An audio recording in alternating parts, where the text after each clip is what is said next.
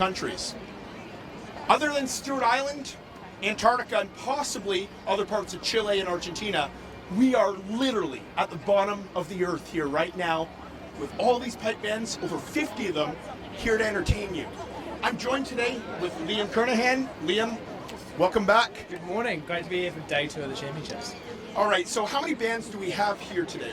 So I think we've got about 50 bands here in total across the 5 different grades. You've got grade 4B, grade 4A, grade 3, grade 2 and grade 1. We heard the grade 4 and grade 3s yesterday as well as the juvenile bands, but today is the first real opportunity for us to hear the grade 2s and 1s. So fantastic day of music yesterday, Tyler, but I'm looking forward to today.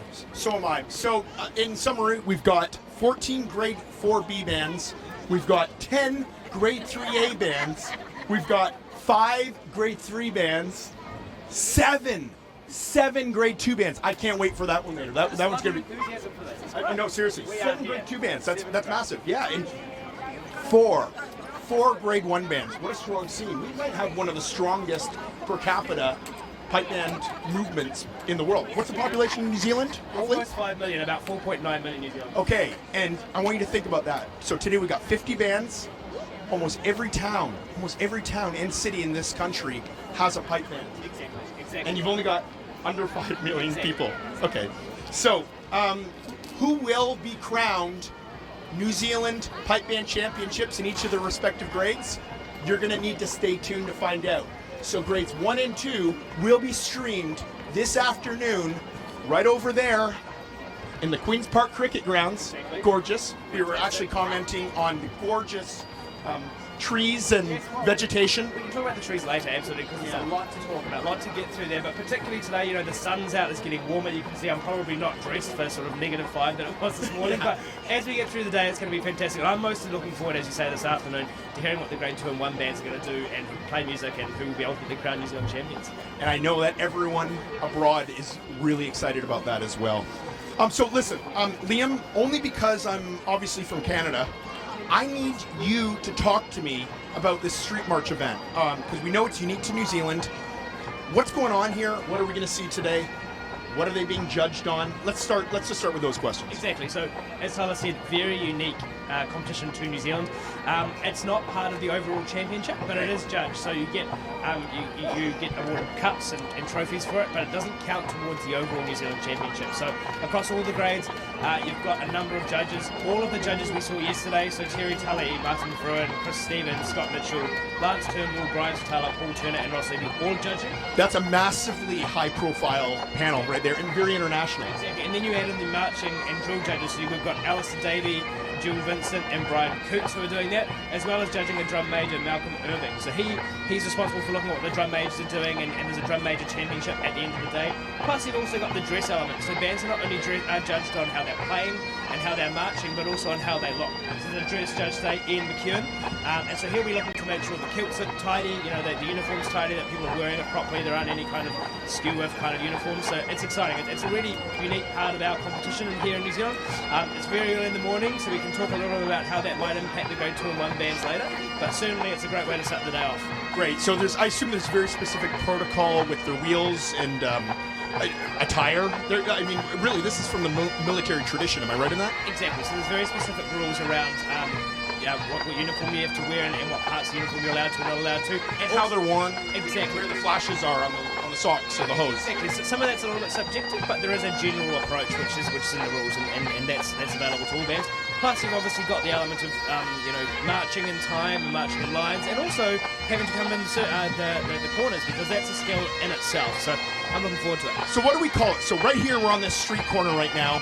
These bands are going to come around and do something, I think it's called a wheel, is it? A wheel, yes. So they come around 2 wheels. The first one is a right turn. This next one here that we're at is the left turn, and it's called a wheel. So that you'll see them sort of wheel around the corner, and some will do it really well, some will do it amazingly, some might struggle a little bit, so we'll look out for that. Yeah, so I'm assuming when you're turning in a wheel, it's hard to stay in a straight line, right? So there's something that drum majors say, by the right, quick march, or by the center, quick march. I'm assuming that means take your dressing from... Exactly. Taking the dressing particularly off the right, so you're watching the pipe major and making sure that you're in line with them, and making sure as you go around the wheel that you're all in line. Look, Tyler, we've got the Hamilton Caledonian Society number 2 pipe band just coming up there, so let's have a listen to that, eh?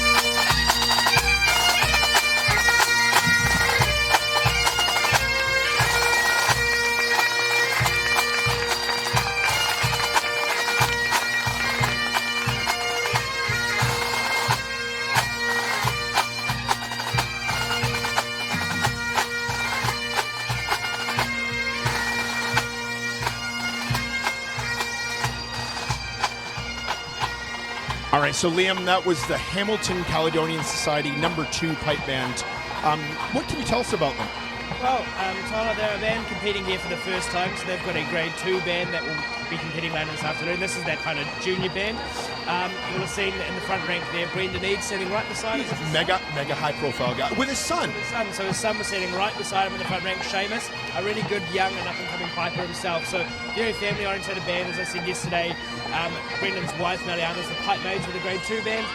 Look, there's so much to talk about from these guys. It's a very family-orientated group. You've got, as I said, Brendan and Seamus. You've got 2 Van Weerings. You've got 3 Nielsens. You've got twins, Hannah and Molly Huggin, who were off to Canada last year to be part of that Piping Hot Summer Drill we talked a little bit about yesterday. That's right, up in, I think it's Mount Vernon. Oh, sorry, not Mount Vernon. That's in Washington State. Vernon, British Columbia. Exactly. So they're very lucky, fantastically talented band. So great to see them out. Really hard to be the first ones out of the block, 9 a.m. Very cold here. But next up we do have the Alexandra Pipe Band from Central Otago, so not too far away from here. They wear the Pride New Zealand tartan, which is a black and white tartan that was designed and launched in 2001. Long-time bass drummer and at the time President Peter Grayland was tragically taken in a work accident recently, so Pete had instigated a fundraising event for new drums for our band, so it's very exciting to see that out there today, and the bass drum has a inscription on it in memory of Pete Grayland, so Brilliant. Let's have a listen to them.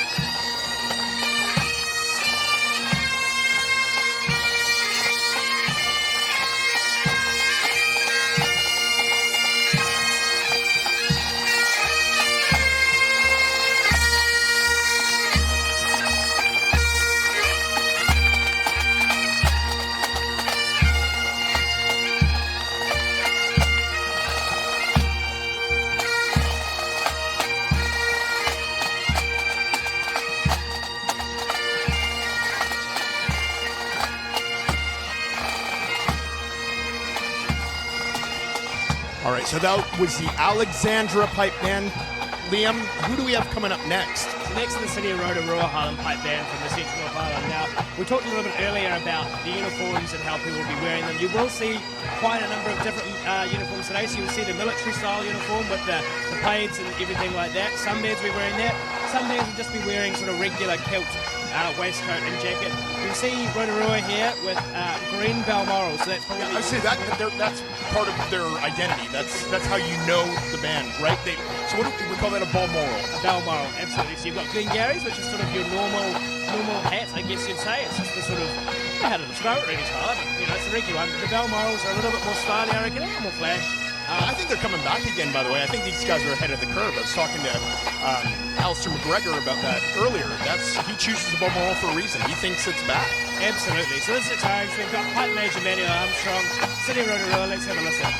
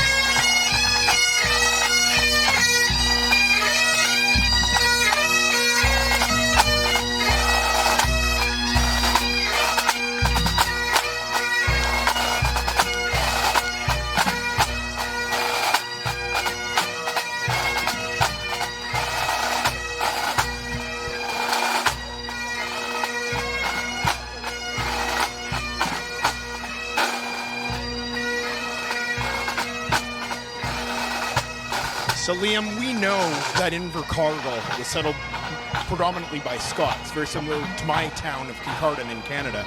I want everyone online to see that the number of people that have lined up on the street, and this goes way back. There's certainly an interest from the community in what we're seeing going on here right now. Absolutely, and I think, you know, if we talk about the sort of public-facing element of pipe band competitions in New Zealand, this is predominantly where the public gets involved. You know, they like this, they're watching the street march, they like watching the bands marching and playing good music, and so certainly this is where you get a big public turnout. We're really lucky in Invercargill, as you say, having all of that, having all those former sort of, you know, Scottish sort of settlers and the families that have grown up here and how involved they've been. I'm standing here right now. What's your name? My name is Lily Finlayson. I knew I wasn't going to be able to pronounce it exactly. So give me it one more time. Lily Finlayson Where are you from? from Invercargill. And you used to be a tenor drummer, didn't you? Yes. Why are you not? Why have you put up the sticks? Oh, well, I just decided to have a rest this year. Well, we all need it. Trust me, I've been there too. I think, Liam, you're taking a break this year too, yeah? Yeah, listen, you know, I'm missing it, but, you know, it's good to take a bit of a break, and I'm loving the music and the championships. So as someone that has, you know, previously been heavily involved in this game, what's your opinion of the street march? Did you enjoy it as a player? Did you hate it? Yes, I love it. I love it. This is the best one that I love it. And can you see the community? You're from the community. Do you think this is a highlight for the town right now? Yes, of course, yes. They are lovely, things for Invercargill. People are love it. You know, they are Scottish people. And in terms of marketing pipe bands to a wider, I know I was that kid. I was that kid watching my local pipe band march by, and I decided when I saw those guys twirling those sticks around, I had made a conscious decision that that's what I wanted to do. So listen, thank you. I think it's a great way to sell pipe bands to the wider community. We've already got a strong enough scene. Liam, who do we have coming up next? McAlpines North Canterbury from Canterbury, so Pipe Major Graham Rustbatch and Drum Sergeant Dougal McLean. Let's have a listen.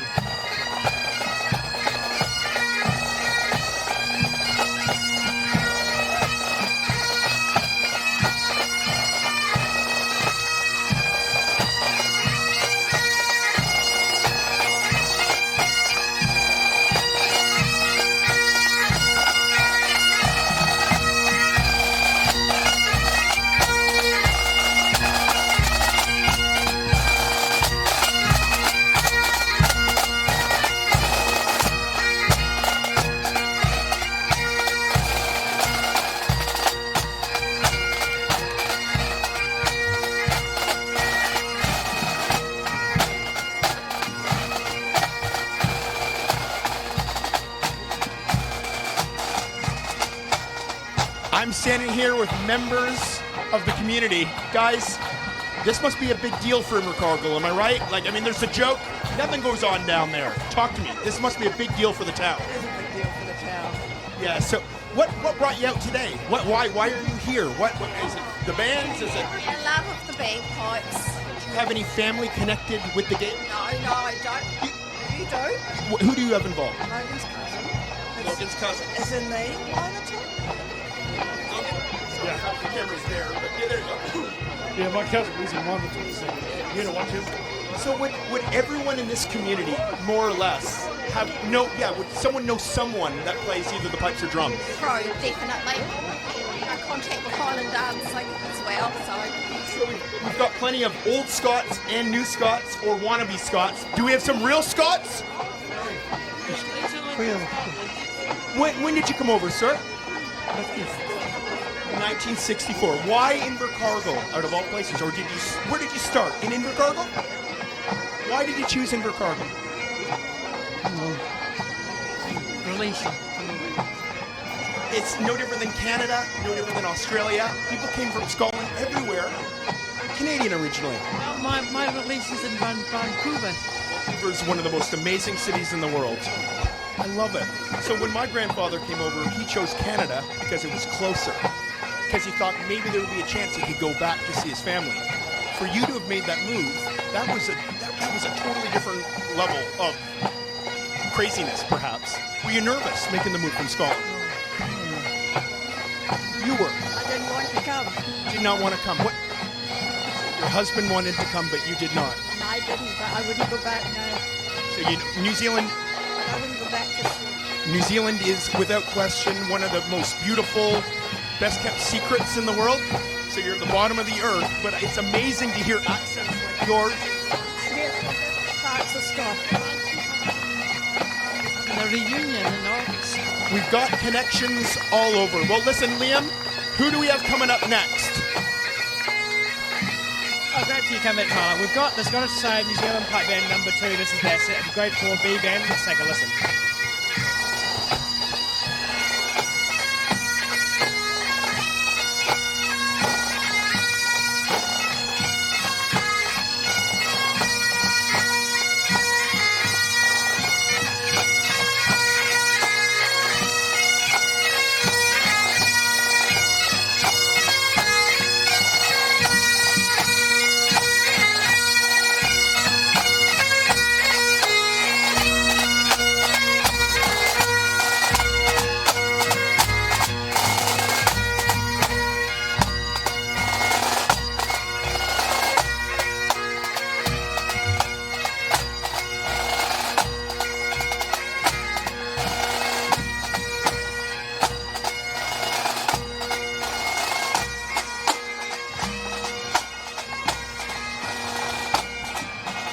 This is fantastic. So Tyler, you will have seen as well, following behind the bands are some local Highland dancers carrying a sign to let people know what the band is. So that's another nice little sort of unique thing that happens here in New Zealand. And on this corner here, we've got, as we talked to yesterday, Jill Vincent, the live member of the RNZPBA and a really long-standing judge. She's one of the dual judges. She's at this wheel. Her basic task is to make sure she's judging how these bands come around the wheel, how they're lining up, and how they get out of it. So it'll be great to hear from her later on about what she thinks and what she saw today. That'd be great. I hope we have a chance to chat with her. Just related back to the Highland dancers following the bands, I want you to notice, or at least those abroad, I want them to look at their uniforms specifically. They're wearing a very traditional style of dress, and I know I'm butchering my terminology on that, but Highland dancers in Scotland and in Canada and Australia don't often have, if I can call it the hackle or the feather in their balmoral. In fact, a lot of Highland dancers don't wear balmorals. So New Zealand certainly got its own tradition, but they didn't invent it. These were common uniforms. If you go back, like you go on BritishPathé.com and look at the cowl gatherings, say from the 1930s, 40s, 50s, what they're like the ruffle in front of on their shirt. These were all very traditional Highland dance uniforms. Absolutely. No, totally right. And New Zealand, unlike, Canada, Scotland and Australia, we've sort of got our own style of dancing here as well. So traditional, but a bit of a Kiwi mix. So it'd be great to have a chat to some of them later and see what they think. But right now we've got the Clan Gordon Pipe Band. Now, I said yesterday they were from San Diego, California. Not necessarily true. And Seattle. And Seattle. Yeah, with members from San Diego, if I recall. I think we've learned this since. Yeah, we learned that. So they're based in Seattle and Washington State. So let's have a listen to the Clan Gordon Pipe Band.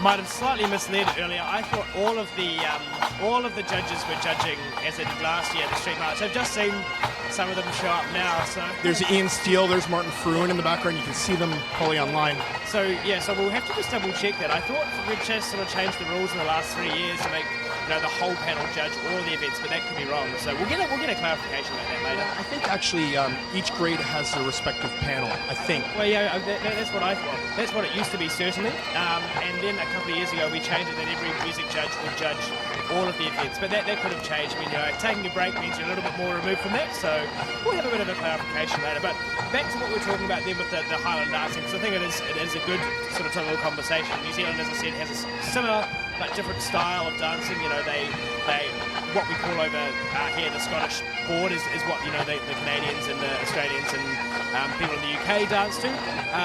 Members here are part of the PND, the Piping and Dancing Association, and have their own different exams and their own different dances, and the judges here are predominantly from New Zealand because it's the style and live with that. Right, and my understanding is if they want to compete in Australia or Canada or Scotland, particularly Cowell, so the World Highland Dancing Championship, they actually have to become members of one of those respective organizations in order to compete abroad, because you've got your own thing going on here. The dances, there's different rules, there's different dances or steps, I think they call them. Exactly, so there are different dances they've got to learn, there's different steps they've got to learn. Obviously, you've got to become a member of those associations, which is something that not many New Zealand dancers do, to be honest. I'm thinking of Shelley Easton, who did it a little bit. There's been a number of others. Don't get me wrong, there are absolutely Scottish official dancers in New Zealand, and there's a culture there, but predominantly it is a P&D dancing culture here in New Zealand. Anyway, next up we have the Ashburton Pipe Band, I think. Yeah, Ashburton. Drum Major Ian Willis, Pipe Major Peter Doak, and lead drummer Sam Willis. Let's take a listen.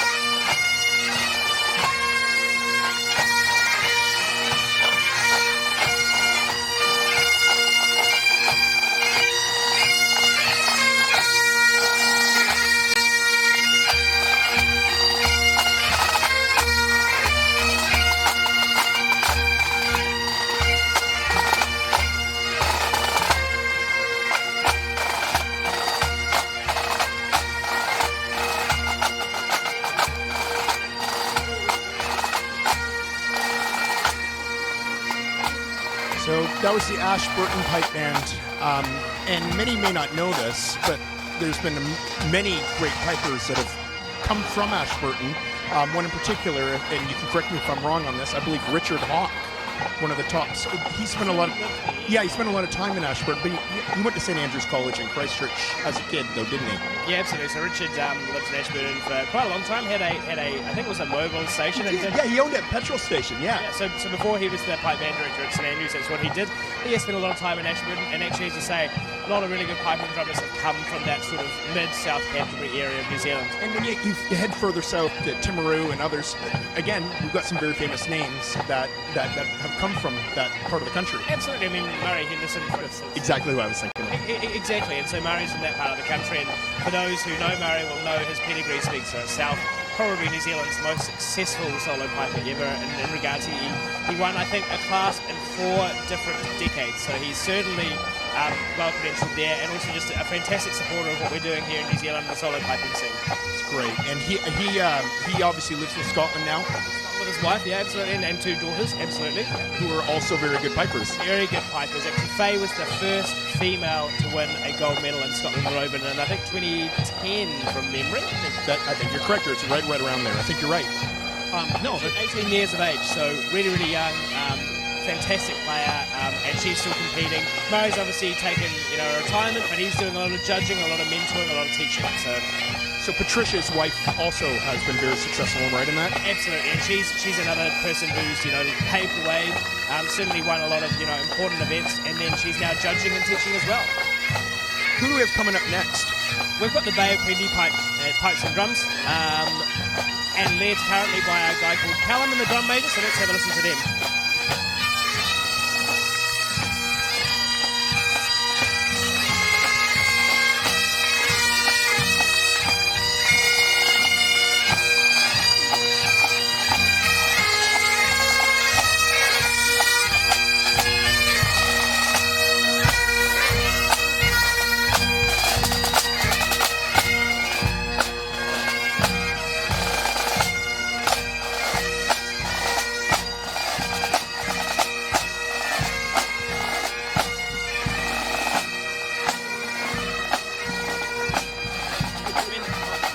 Imagine, Tyler, it'd be good for your views on this. Marching in time, turning these wheels, and playing together must be really difficult. I haven't done a ton of stuff like this. I told you, growing up in Canada, sort of dress and drill were not a priority, and those listening that many know I played in the 78 Fraser Highlanders for 10 years, and the more I think about it, the more I watch videos of us, we literally didn't even know how to march and play, let alone walk around, do a perfect wheel together.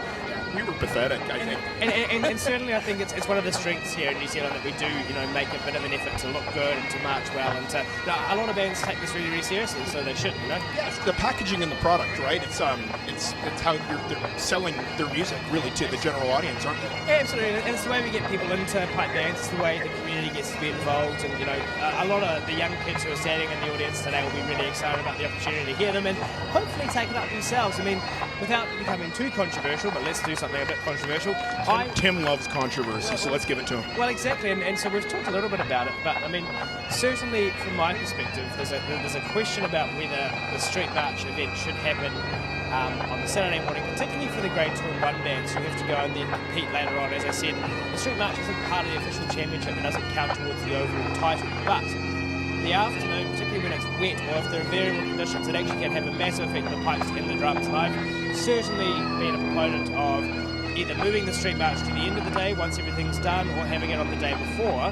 And I know that will have an impact on the grade 3 and 4 bands, particularly for the grade 1 and 2 bands who want to put their best foot forward this afternoon in the MSR and the medley competition and hopefully become New Zealand champions. I personally, and having been involved in street marches for the last 17 years, do sort of question the benefit of doing it on a Saturday morning.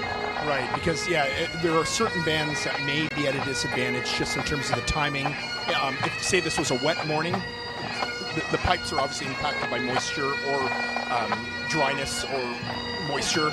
So many bands can be at a disadvantage going in there if they have a short turnaround between the street march and their competition. Am I correct? Absolutely. And as you say, particularly if it's wet, it is hard to dry the pipes out really quickly and make sure they're in the best possible position for the afternoon.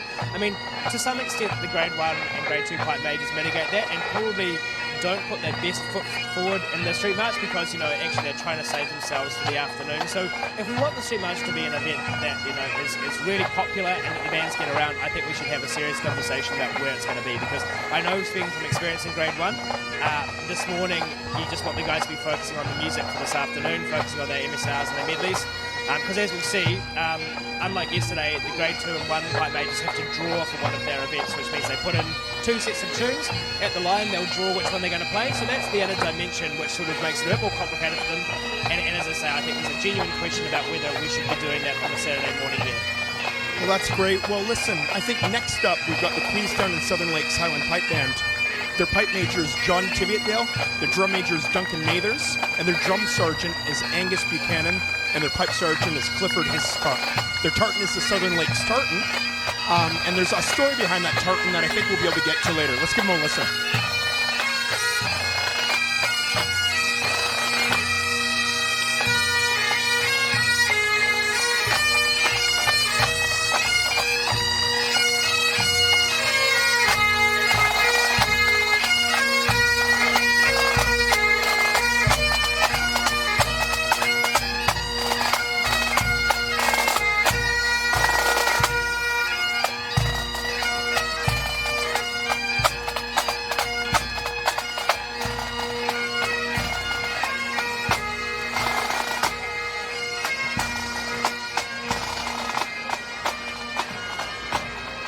So going back 2 bands to the Bay of Plenty Pipe Band, right when the band went around its wheel, I don't know if you noticed, Liam, but the bass drummer actually took his sticks and started flourishing them. Now, for the Joe Blow audience, the term flourishing means spinning. It was a traditional term for spinning the sticks around.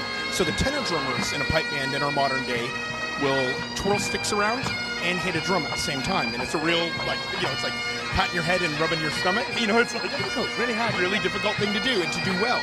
So they've got this visual element, like the drum majors or like the protocol going on here today. But traditionally, believe it or not, you may not even know this because, you're a little younger than me. And when I grew up, when I grew up in the early 80s in Canada, and keep in mind we were a little bit behind the times, technology wasn't there to know what was going on in other parts of the world yet. But my bass drummer in my hometown actually flourished sticks and twirled them around as well. So he hit a drum with the tenor drummers and also twirled the sticks around.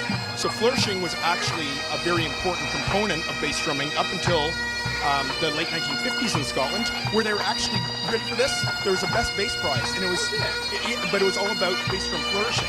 So these guys would sometimes be hitting around each side of the drum behind the back. They'd be trying to hit the drum from behind their back. Yeah, and that Dave Plenty bass drummer, he gave a big flourish right there at the end, right when they did that wheel. I thought, awesome. I didn't see it, but I love it.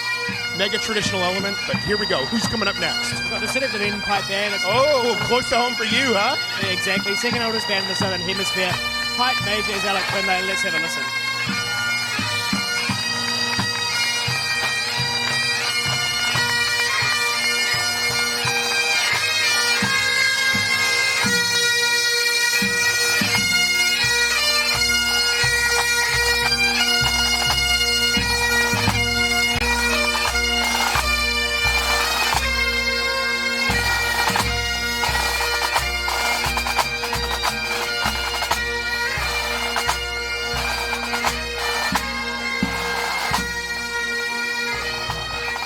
So Liam, I'm only going to ask you this because that's kind of, you're in your element here. That's the City of Dunedin. I know you got to buy, luckily you're not judging because we know you're biased. I know, totally. So I was pipe major with the grade 2 band back in 2014, 15 and had a blast of time. So it's great to see them out there doing it. And a side note, correct me if I'm wrong, I think that was the Gordon Tartan. Am I right in that? What's the Gordon Tartan? We haven't discussed that. So obviously, there's a history in both wars, the Gordon Highlanders. Yes. Okay, but my first time pipe band actually wore the Gordon Tartan as well. No way. Well, look at that. We We have so much in common. You like we're gonna be BFFs We're forever. going to be best friends for life, Tyler. We are. We really What I are. would say about that, so just as a side note there, they've got and I was lucky enough to never win this award, but they've got what they call the UB or Useless Bastard Award. Are you allowed to say that? Well, I just said it, so Tim can cut it out if we need to. President of the Association's been having a chat to us later. Yeah, anyway, so the UB award is awarded to basically to someone who's done something stupid or silly during the year. Luckily, I have never won it. The current pipe major, as I said, Alec Finlater, yesterday talked about his nickname Fingers. We can talk to him later maybe about that. I'm not sure why his nickname's Fingers, but that's by the by. He's won it 4 times. So my name's not on it, thankfully. It's a toilet seat for those who are interested in what the trophy is. You get awarded a brown-black toilet seat. It's brown. Yes, well, look, and we can talk about that for days, I'm really surprised you haven't won that award, to be honest. Well, luckily for them, most of the silly things that I've done in my life they've never heard about. So, I'm We all went to uni. We've all been to uni. in their eyes, I've never done a thing wrong. I'm just imagining as Frank the Tank in that movie Old School, but yeah, that'd be worthy of the toilet seat, right? Exactly. I was, as I said, lucky enough not to be awarded it, but saw some very silly things. Actually, if Craig Ingalls is listening on, he might be former, just has left Invercargill District Pipe Band, lived in Dunedin for a few years and was teaching with me in the city. He won it for, I can't really go into it on live TV right now, but we can discuss it over a beer later. Tyler, the city of Dunedin itself means Edinburgh. Am I correct in that? Yeah, Dunedin is Edinburgh in the south, yes, exactly. I think it's an old Gaelic name for Edinburgh in some respects. We can fact check that later on if anyone's. And you know that there's a Dunedin in Florida as well. Same thing, settled by Scots. Yes, exactly. In Florida. Strong pipe band, grade 2 band, whole education. Oh, they're grade 1 now, that's right. Ian Donaldson and Eric McNeil, but we'll come back to that later. Next up, we got Lindisfarne College. This is an all-boys boarding school in Hastings, North Island. They've been around since 1955, but let's give them a listen now. This is Lindisfarne College.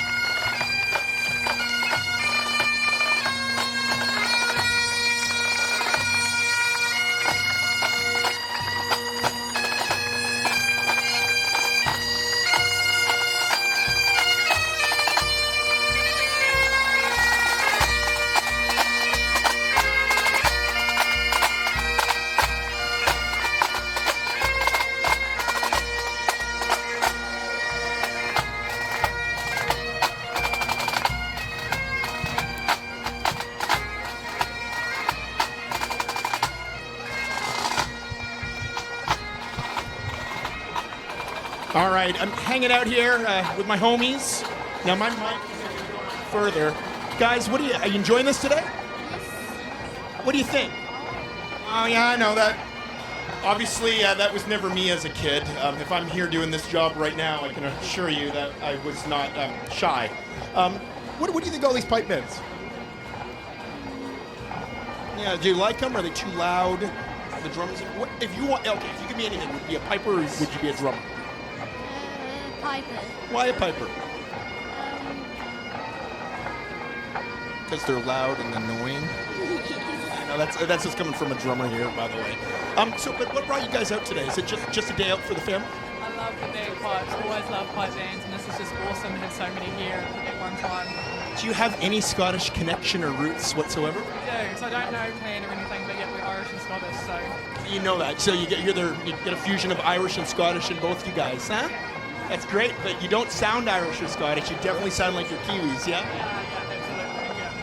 absolutely. Yeah. Liam, I think the next we've got South Canterbury Development Pipe Band coming up, I think. And these guys, obviously just from, Canterbury's obviously a region north of here. So tell me something about the South Canterbury Development Pipe Band. Anything? Yeah, well, I mean, you can throw anything at us. I mean, you're from this country. Well, exactly. No, South Canterbury Development. The drum major is Donna Childs. Pipe major is Stuart Rhodes. Drum sergeant is Roy McLeod. Now, these guys are based in Timaru, which is a small town sort of about 2 hours south of Christchurch. So anyone knows the geography, it's sort of kind of in the middle of the island.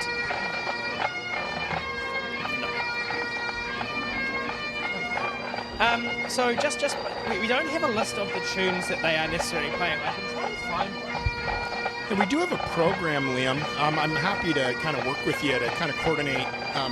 Those of you listen, this is actually a massive challenge doing everything live. There's always technical problems, cable extension problems, and then what we get submitted in terms of tunes and what we don't. But do we have... Yeah, we should. We have been involved in this game long enough. I mean, it's not like these are surprising tunes, so that's a fair question, listeners. Thank you for pushing us to do our job properly. Now, I understand that they'll be playing a mixture of Balmoral, Cotton Spinners, and Sally Wilson. So in the program, that does actually, we do have the list of tunes, which is great, so we absolutely can fire those through. What you will have heard in Tyler, I'm sure you'll appreciate this too, we've had 4/4s and 3/4s, we've had 6/8 marches, we've had a whole range of things today. Yeah, so the good thing is marches, unlike most pipe tunes, right? I mean, let's be honest, marches can come in all these various different time signatures. A jig is always more or less in 6/8 or 12/8. A reel's always in 2/2. But marches can be, oh man, so many varieties of feel. 3/4, Phrasing. 4/4, 5/4, 2/4, 6/8, 9/8, 12/8. You know, you pick it. It could be that. You can march to literally anything. Literally anything. So this is South Canterbury Development Pipe Band, as I said. I might have misled you with the notes a little bit there. I think Diane Stevens is the pipe major. But it's exciting. This is Balmoral. This tune is called Balmoral. It's a 3/4, if I recall. I mean, I'm a drummer. I'm supposed to be able to count to at least 3. Yeah, I'm just trying to count in my head. 3, 1, 2, 3. Yeah, we nailed it. Look at that. We did it. We figured out the time signature. Exactly. Let's listen to the South Canterbury Development Highland Pipe Band.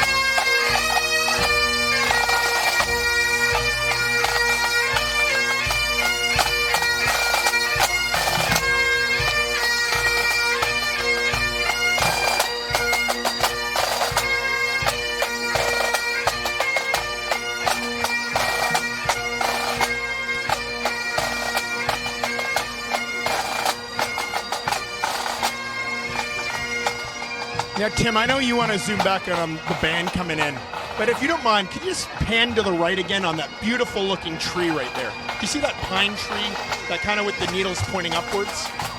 This is going to be a joke for many of my friends, but you know what that's called? That's actually called the Norfolk pine. Now, I don't pretend to be a botanist or an expert in anything outside of, I don't even know if I'm an expert in pipe bands as a tenor drummer, but... Trees over the last couple of days and anything else. Well, we call that a Norfolk pine, and I'm going to connect it to pipe bands in a minute. because it comes from a place called Norfolk Island. Why is it in Invercargill here? Well, they transplant them all over. You see them in California, you see them in South Florida. But the Norfolk Pine, or Norfolk Island, is actually a territory of Australia. And interestingly, Andrew Roach, who I think's over here with the BBC Old Collegians, he's actually the CEO of the Norfolk Council now. Yeah, you know, but it's great that we can have the Norfolk Pines here for Ed. So Roach, you won't be far away. I wonder if he even knows what a Norfolk Pine is. Let's ask him later. Let's ask him about that. Yeah, if he doesn't know what a Norfolk Pine is, he shouldn't be in that job. It's literally the name of his territory, so you know he should know that. Absolutely. All right, go ahead. We're coming up now. I believe, and I've got to change my page. We've got the ILT City of Invercargill Highland Pipemen. See, these are without question one of the local favorites. This band, I believe, the pipe major, and you can correct me if I'm wrong on this, is Warren Haggerty, and the drum sergeant is Finn Cruikshank. Listen to that last name, Cruikshank. Doesn't get more Scottish than that. Oh, absolutely, a very Scottish name, but also a very popular name down here. So your Cruikshanks are very well known down in Southland for sure. Now their tunes, because we've got those now, because everyone seems to love this. Music of Spain, Ye Jacobite by name, and A Man's a Man. You know what? These names are hard to say, man. You're the one who's supposed to, like a Peabrook expert. You're supposed to know all these. I am.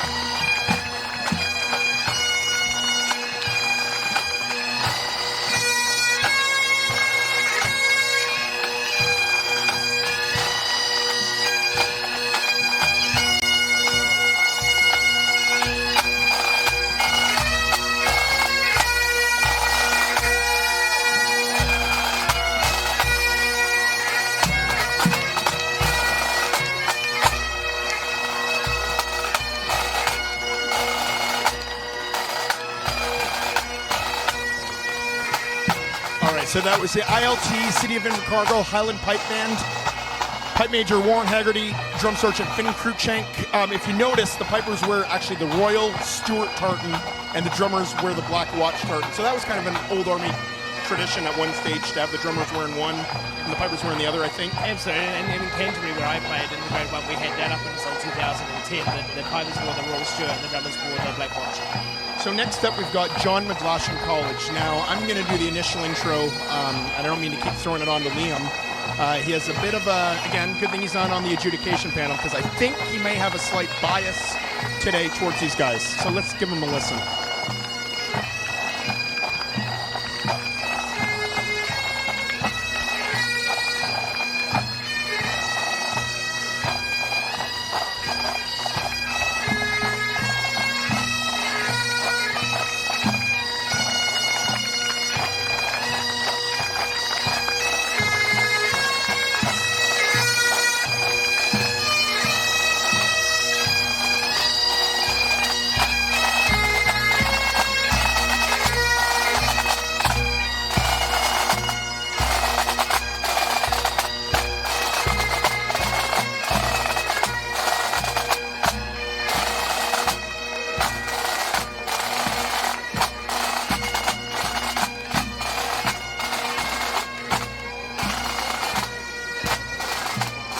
Great to see so many youngsters in that band. Now, Liam, why would I suggest that you may have a bias towards those guys? Well, very interesting, Tyler. That's actually where I started my piping career, at John McGlashan College in Dunedin. So that's where I got my first taste of piping, and so good to see them back after sort of 6 or 7 years away from competing.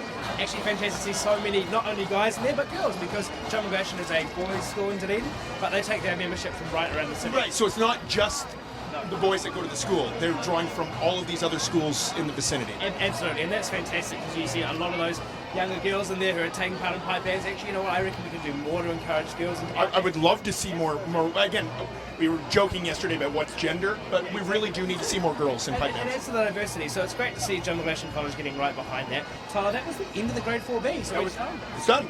Okay, so now what? Now what do we do? Bands are coming. Don't worry, we have more bands coming up. So we've got the grade 4A next. Okay. And then we have I think the grade 2, 1, and then the 3s. So I think what happens this time, the grade 3s go last. Okay, I think you're right, and I think that's unusual, right? Yeah, Yes, no, the grade 3 go very last. So we're gonna have the grade 2, 1, grade 3, Yes, right? So yeah, so don't worry, guys. When you're hearing the last bands, these are not New Zealand's grade 1 bands. We don't need any, we don't want to be too critical. Grade 3 that's a high caliber in this country. Very high. What I really enjoyed about the grade 4B, particularly there, was it's really hard in the morning when it's this cold. Getting out in the conditions and playing great music. I really enjoyed that. So I want you to take note of him referring to this being cold. Look at his. I'm preparing for later in the day. Yesterday I was too hot and sweaty, as we talked about, because of the jersey, and I was like, you know what? Today we're not going to get that. We're not going to have any sweat. We're just going to have a very casual, very summery. Because it's Invercargill. It's always like this. It's always hot. All right, so for the next grade, so we got grade 4A. So in New Zealand, just like in Scotland, they divide grade 4 into 2 levels. In North America, we might call, grade 4B being grade 5. Here, we've got grade 4A and grade 4B. So these are the actual grade 4s in North America, if that makes sense. We're actually going to be, what we've learned is we've got panel 1 now assessing these guys. So can you recall who any panel 1 did yesterday? Can you actually refer? Okay. I'll give it a go. From memory, it's Terry Tully and Martin Fruin on the piping.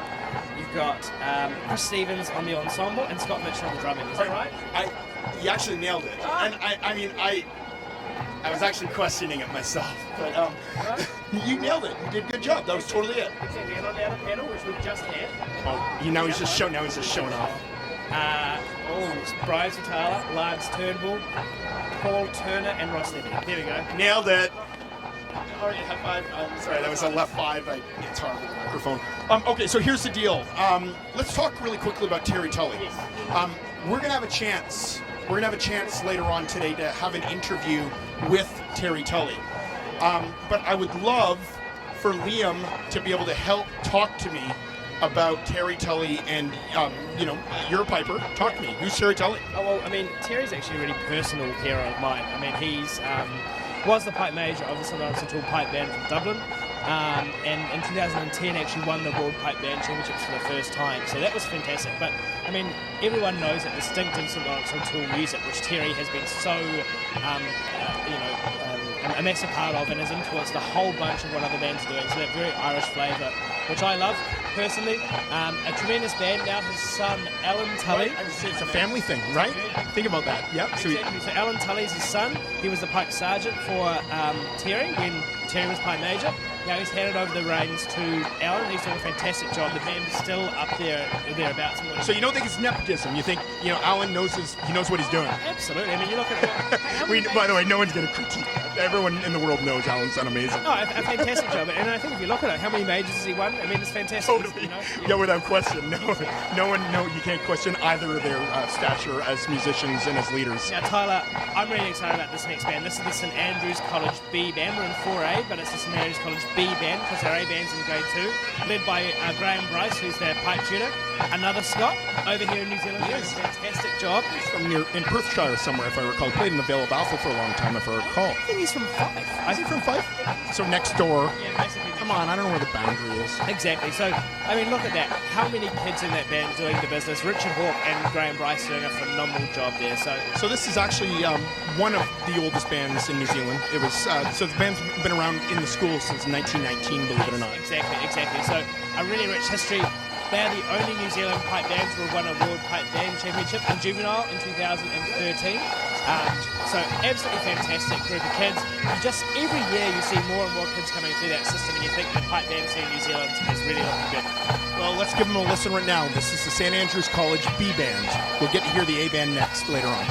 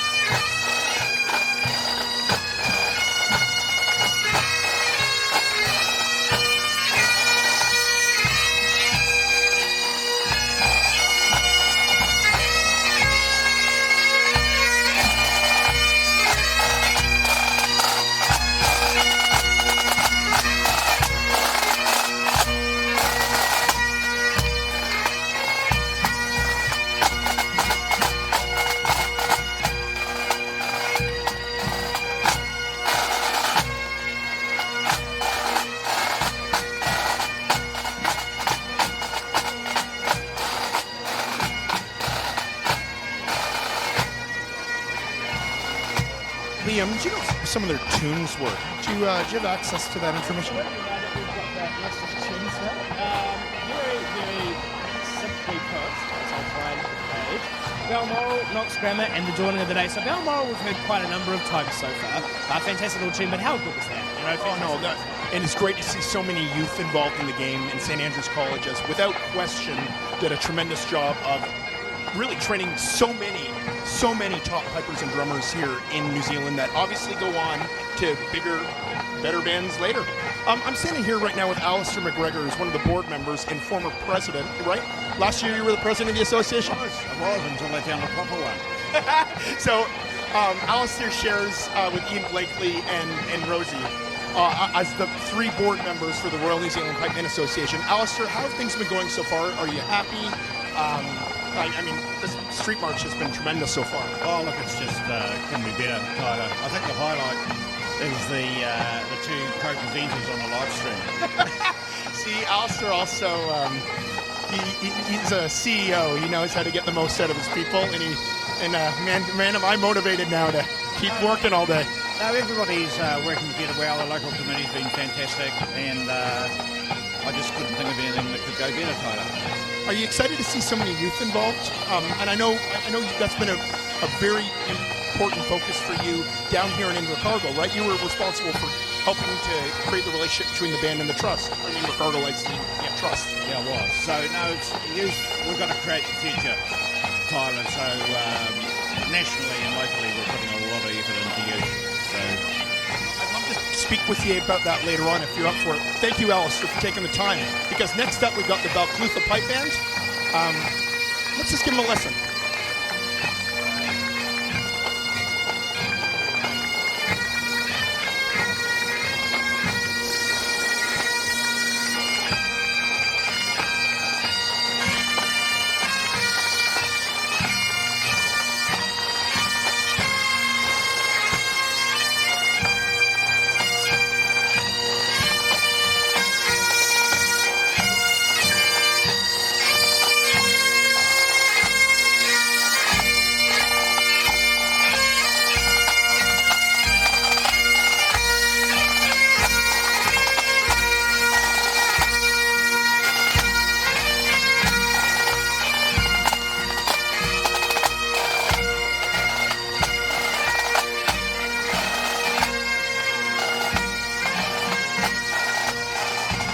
Now, Liam, one of the tunes they played, or one of the marches they played there, correct me if I'm wrong, that was one of Terry Tully's tunes. That's what I understand, yeah, The Dawning of the Day, and you can hear that classic Irish music coming through there.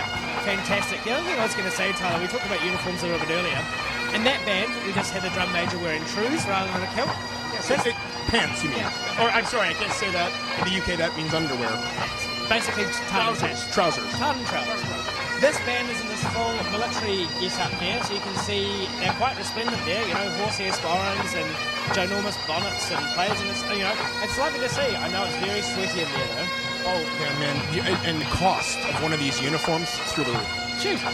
And this was a really, I mean, I'm generalizing here, but following the Second World War, this became sort of, and especially certainly into the 70s, probably every band in Scotland had what they called a number 1 and a number 2 dress. Absolutely. So all these other bands are wearing what traditionally would have been referred to as their number 2 dress. This band's coming out in number 1s. I want you to look at the horsehair sporrans, the feather bonnets. There's so much more to this uniform. Let's listen.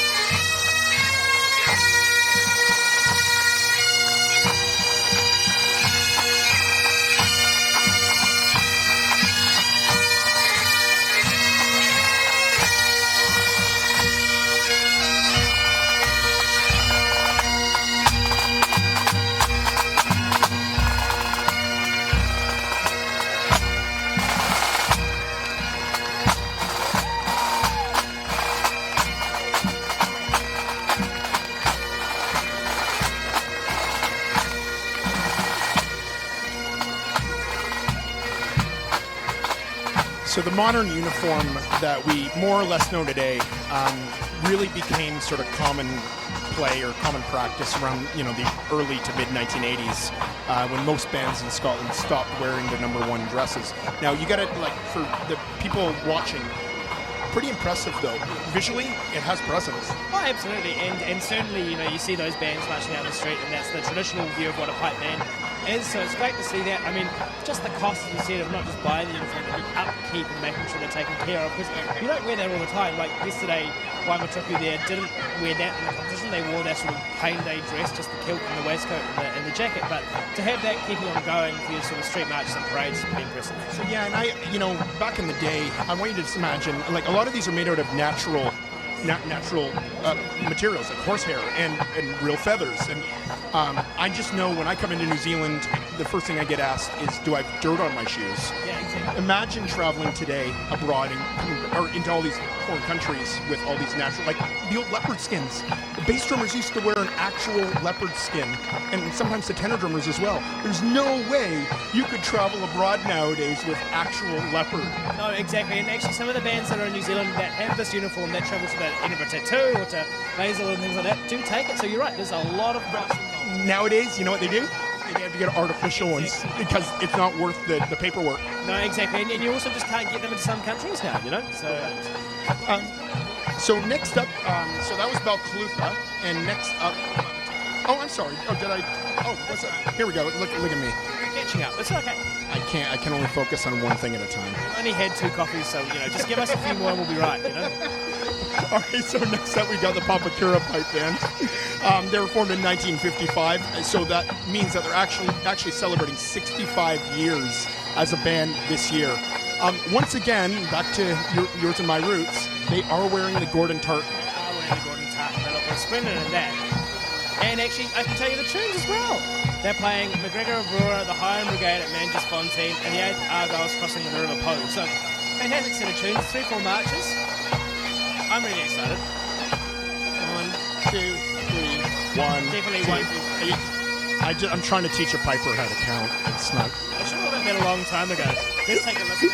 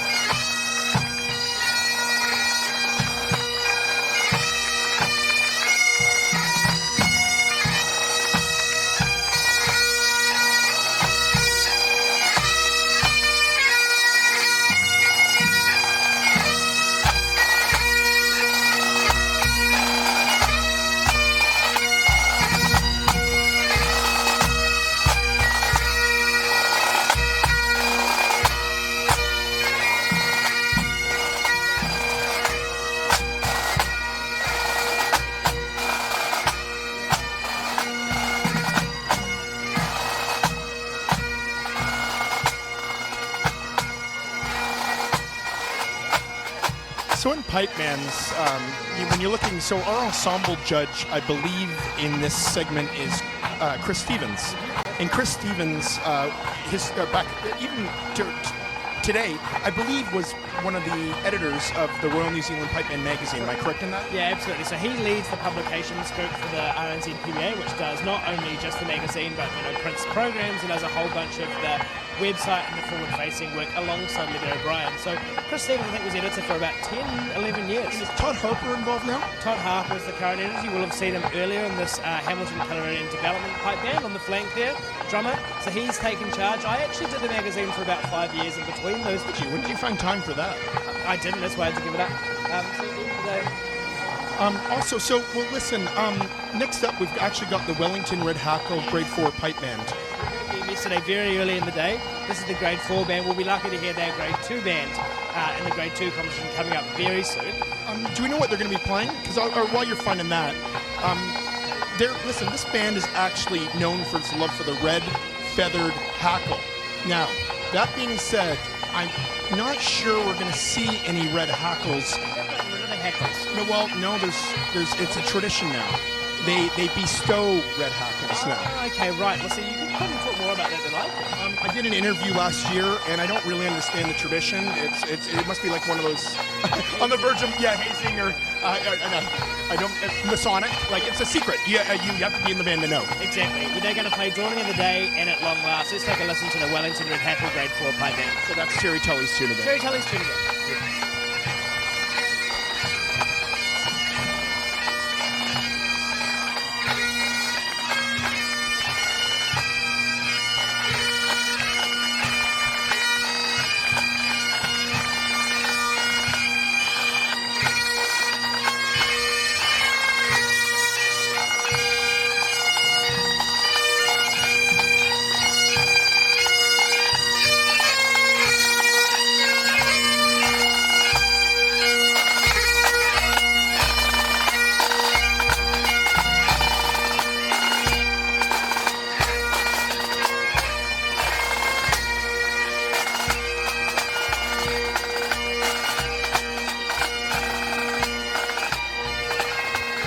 So we've got a few shout-outs. The Kansas City, Kansas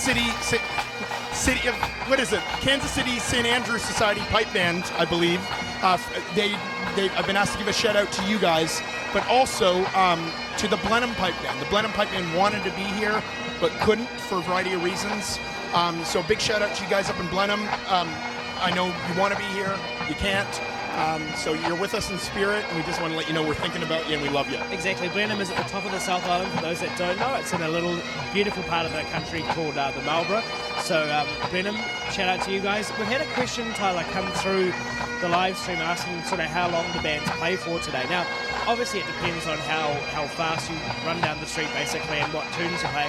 I mean, about 10 minutes probably. So what we don't see is where the bands start, which is around that corner way back. So they march up there, around the corner here, march right down here, final wheel, and then they end up just sort of 100 metres up the road. So probably about 10 minutes, sort of 8 to 10 minutes, you know.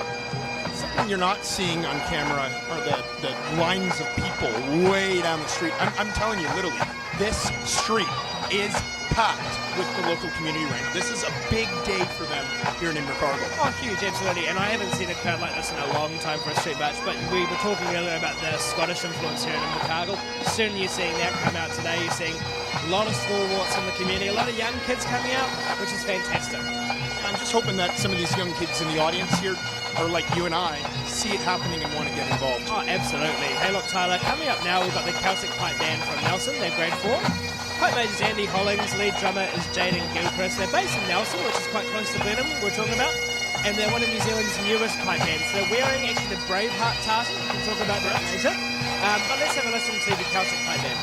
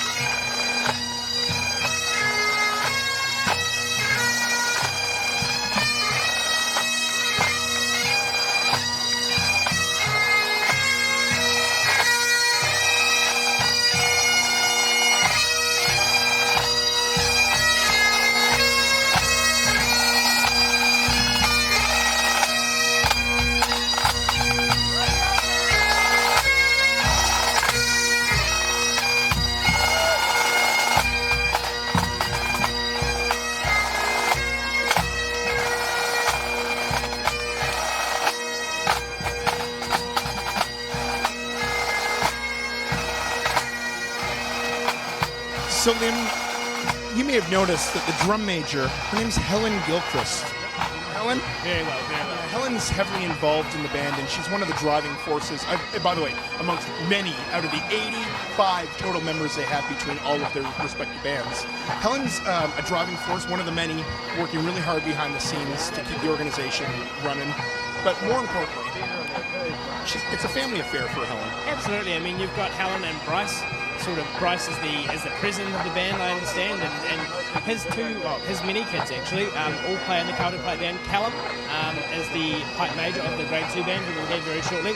Actually, fantastic news for Callum this week.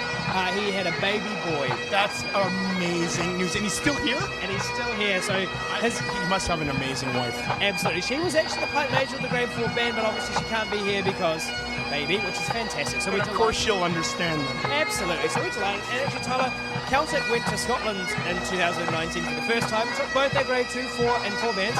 Both made the final of their respective grades. And actually, the Celtic Grade 2 band ended up 4th in the world. That's a massive, massive accomplishment for any Kiwi band. Absolutely fantastic. And Callum and Bryce and Helen and the whole team have done such a fantastic job up there in Nelson. Their daughter Tiffany, Tiffany's a tenor drummer as well, and I think she actually spent some time playing with Simon Fraser University up in British Columbia. I mean, so Callum and Tiffany both went to Simon Fraser and played for them. I think Tiffany for a few more years, but certainly under the directorship there of Reed Maxwell. Mac, Reed, g'day if you're listening. That's a shout out for you.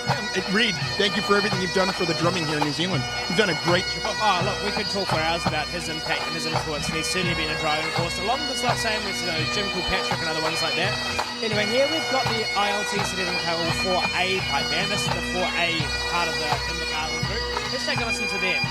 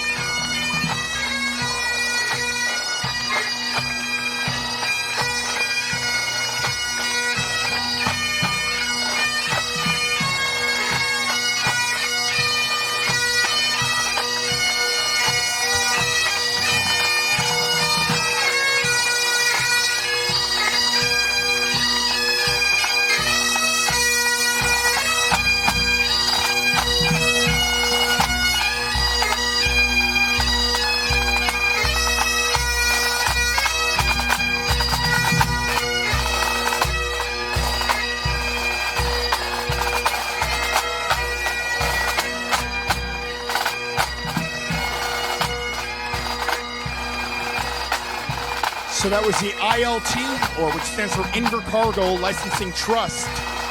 City of Invercargill, Highland Pipe Band. Now, ILT, the Invercargill Licensing Trust, Liam, I almost called you Callum.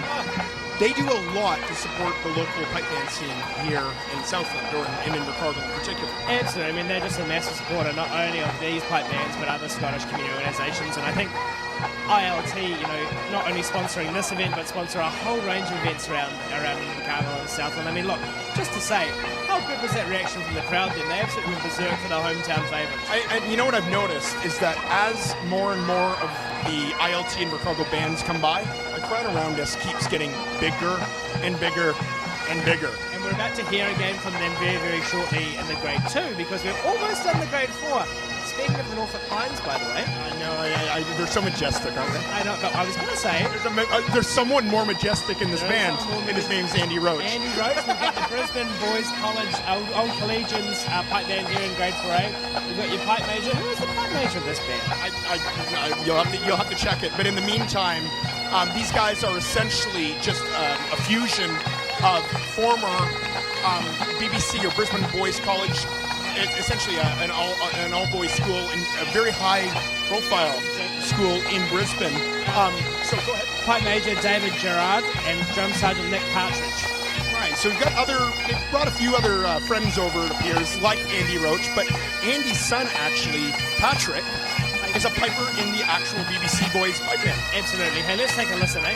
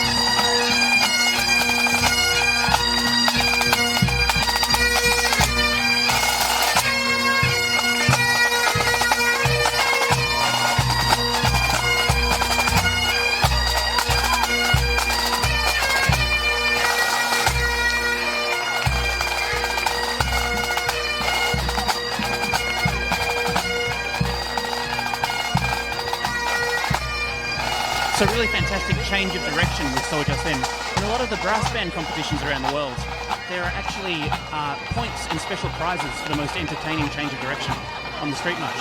Speaking of reinvigorating the scene and what can be done, maybe moving the march to a different day, you heard the cheer from the crowd as that band went round. Do you think there's scope there for a special prize, most entertaining change of direction, best drill, something like that? What do you reckon, guys? So what you're asking, Tim, is should we be maybe looking at innovating a little bit more in terms of our dress and drill?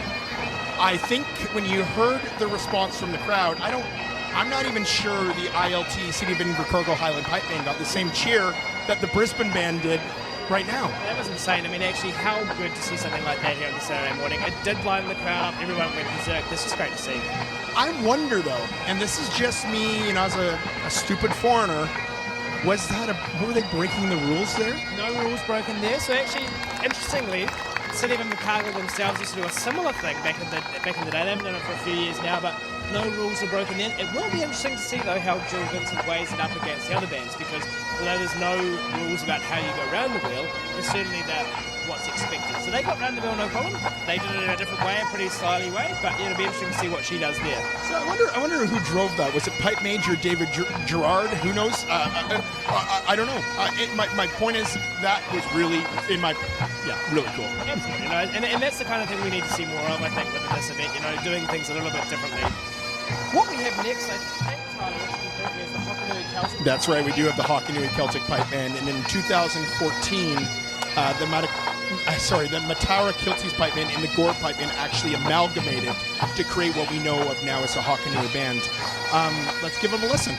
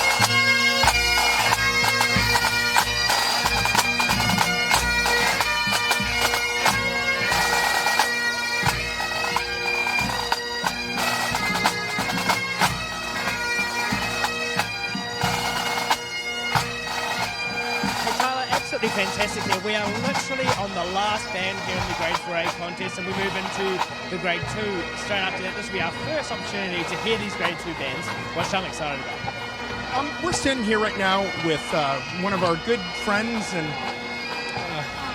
one of our Liam and I don't know. All right, between Liam and I, who's number one? Come on. This is Libby O'Brien. Morena. Looks, personality, it's really tough. It's really, I know. One of my favourite international. Oh, okay. All right, fair. My favourite local. That's really nice of you. Yeah, absolutely. Morena. Morena. Oh, tēnā pai rawa. Tēnā pai. So, Libby, what's your role within the Royal New Zealand Pipe Band Association? You're doing a lot to try to get, as you can see, we're doing a pretty good job of inspiring, hopefully, youth to get involved in pipe bands here on the street. But what's your primary role? I think it has to do with the promotion of the entire movement here in New Zealand, am I right? Yeah, that's right. It's around getting more people into pipe bands, mostly young people.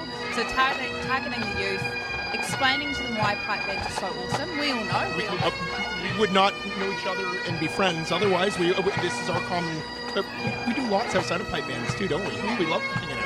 Absolutely, and the music is one thing in playing, but it's also it's things like confidence building for young people, which is really, really important, which goes through, it's not only confidence in playing, but it's confidence in life that goes right through. So that stuff's really important, so sharing that message. That's great. So I have a question really quickly. I mean, you will have noticed because you're an aficionado as well, but the Norfolk pine that we've got over here. it's really, isn't it majestic in the landscape? Look at that Norfolk pine. It's majestic and lush and symmetrical in a really unsymmetrical. Isn't it weird how they grow upwards, like the The shaft of the tree looks a bit skew with though. Can we just move on? I tell you what's straight though is I'm taking over your commentary, but the next band we've got here, which appears to be Canterbury Caledonian, and they've got some very straight lines here, doing very, very well. Grade 4, I believe. These guys have been around since the late 1800s. One of the strongest cultural societies in the country, I hear. And they're wearing the Royal Stuart tarp. Let's give them a listen now.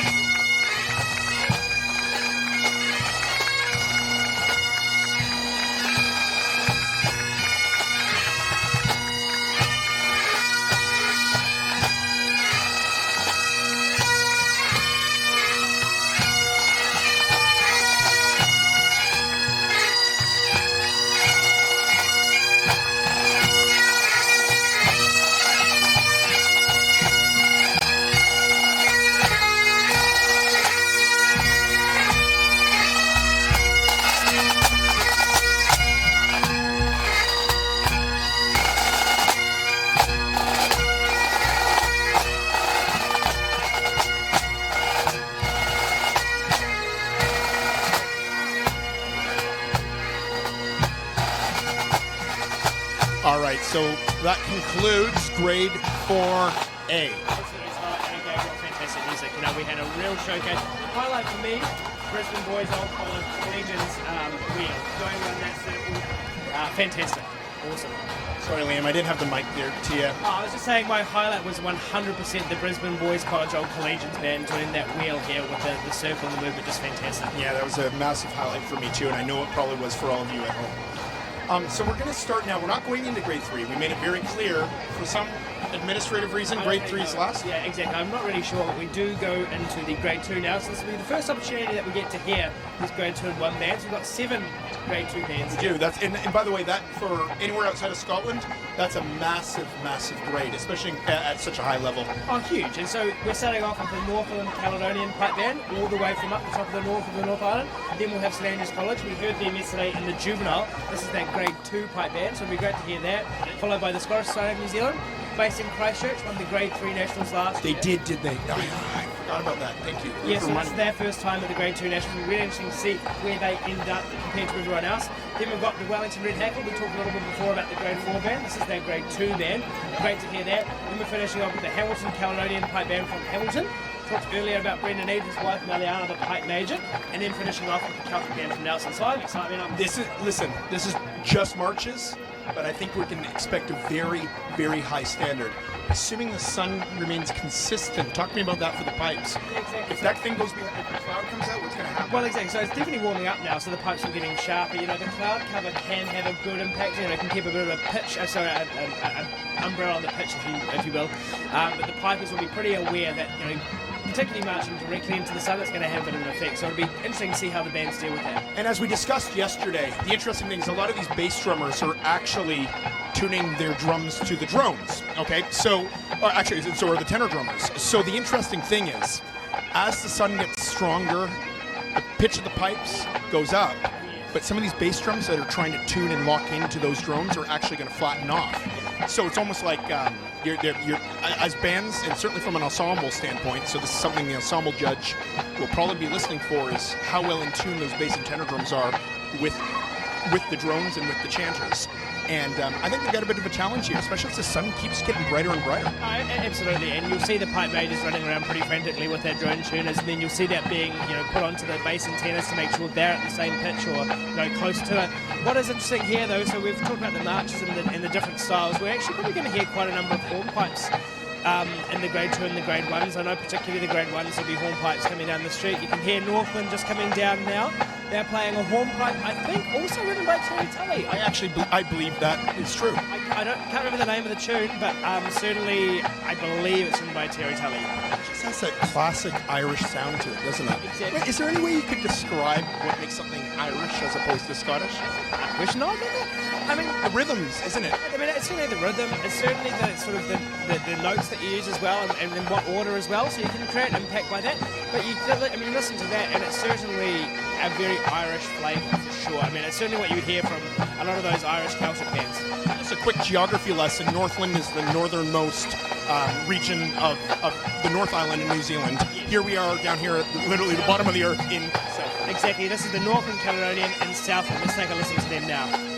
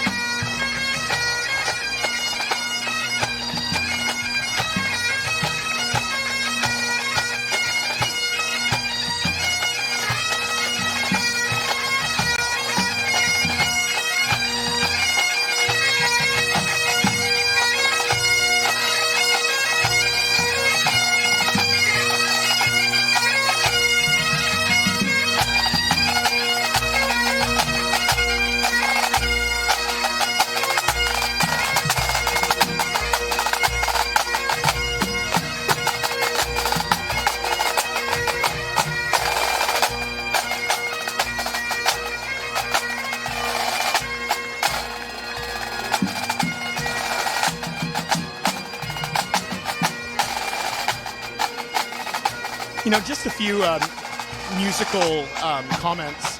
It's really neat. One of the best things a bass drummer or even a tenor drummer can do is to, believe it or not play.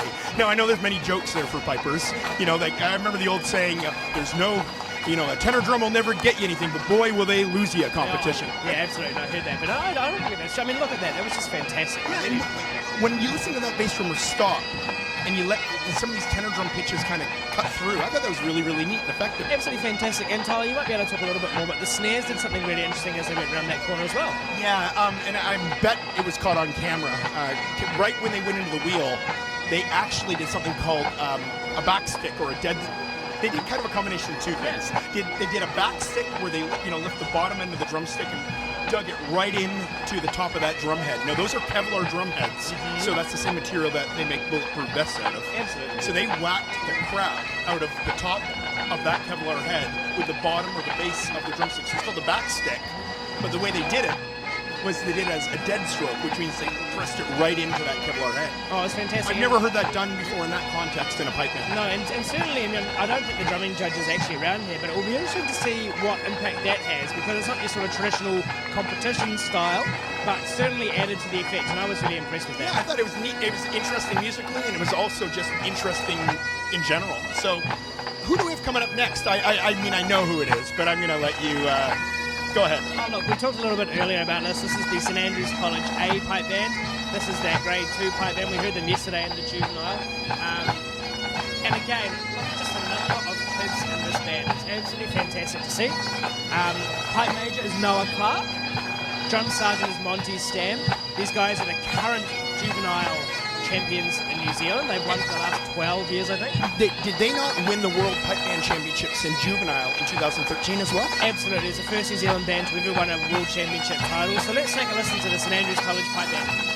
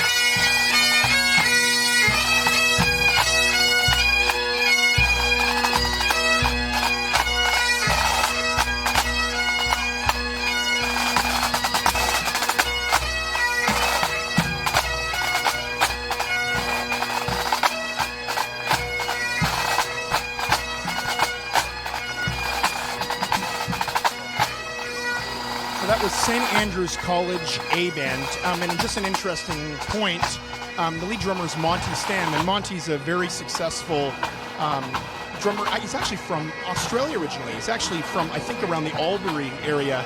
Albury Wodonga area. So it's right on the transition between New South Wales and Victoria, right? So if my understanding is Albury's on the New South Wales side, but there's a river. I don't know what that river's. A lot about that geography. I'm doing the best I can. We've got Albury and New South Wales. What don't you know? So Monty's from that transition between New South Wales and Victoria, and actually got a scholarship to St. Andrew's College through drumming. Yes, exactly right. So that's a massive education. So think about it. He's learning, so traditionally he's been learning from James Laughlin at the school. James has recently stepped down from his role to take on other ventures. But Monty has had a lot of solo successes. He's a mega talented kid. He's there, obviously, he got the scholarship because he must be pretty good. Exactly. And actually, speaking of Australia, we haven't touched on it yet, but obviously the news overnight that the Australian Pipe Band Championships, due to be held in 2 or 3 weekends' time, unfortunately has been postponed until October because of the coronavirus outbreak. And a lot of travel and a lot of pipe band events around the world are either being postponed or cancelled because it's just becoming too much of a risk. Right. So the association here obviously had to make a decision, but so far they're taking every precaution they can to make sure that this event could still happen. If this was happening a week later, there's a possibility that some bands wouldn't even be able to be here right now, just with some of the travel restrictions, potentially. Absolutely, and also, I don't think our government's done it yet, but other countries have advised, major gatherings of over 250 people or over 500 people should be cancelled. We haven't done that. There'll be a number of events this weekend. Pacifica, a big festival in Auckland this weekend, has been cancelled. Tomorrow, obviously, marks the 1-year anniversary of the March 15 Christchurch terrorist attack. There are public anniversary remembrance services happening across the country, but the government's obviously taking advice whether they should go ahead. At the moment they are, but it just goes to show how quickly these things are progressing and how much we have to stay vigilant. So for Tim in the live stream, obviously some events are going ahead, but I think we're going to find a lot of stuff's going to be happening more online or on television, as opposed to large gatherings like what we have here today. So it's really interesting to see where things are going to go in the coming weeks, years ahead, but not trying to create any hysteria. But next up, we got the Scottish Society of New Zealand Pipe Band, and they're based out of Edgware, which is like a suburb like Maryvale or any of these others around Christchurch. They have around 30 members, up to 60 years of age. Let's give them a listen.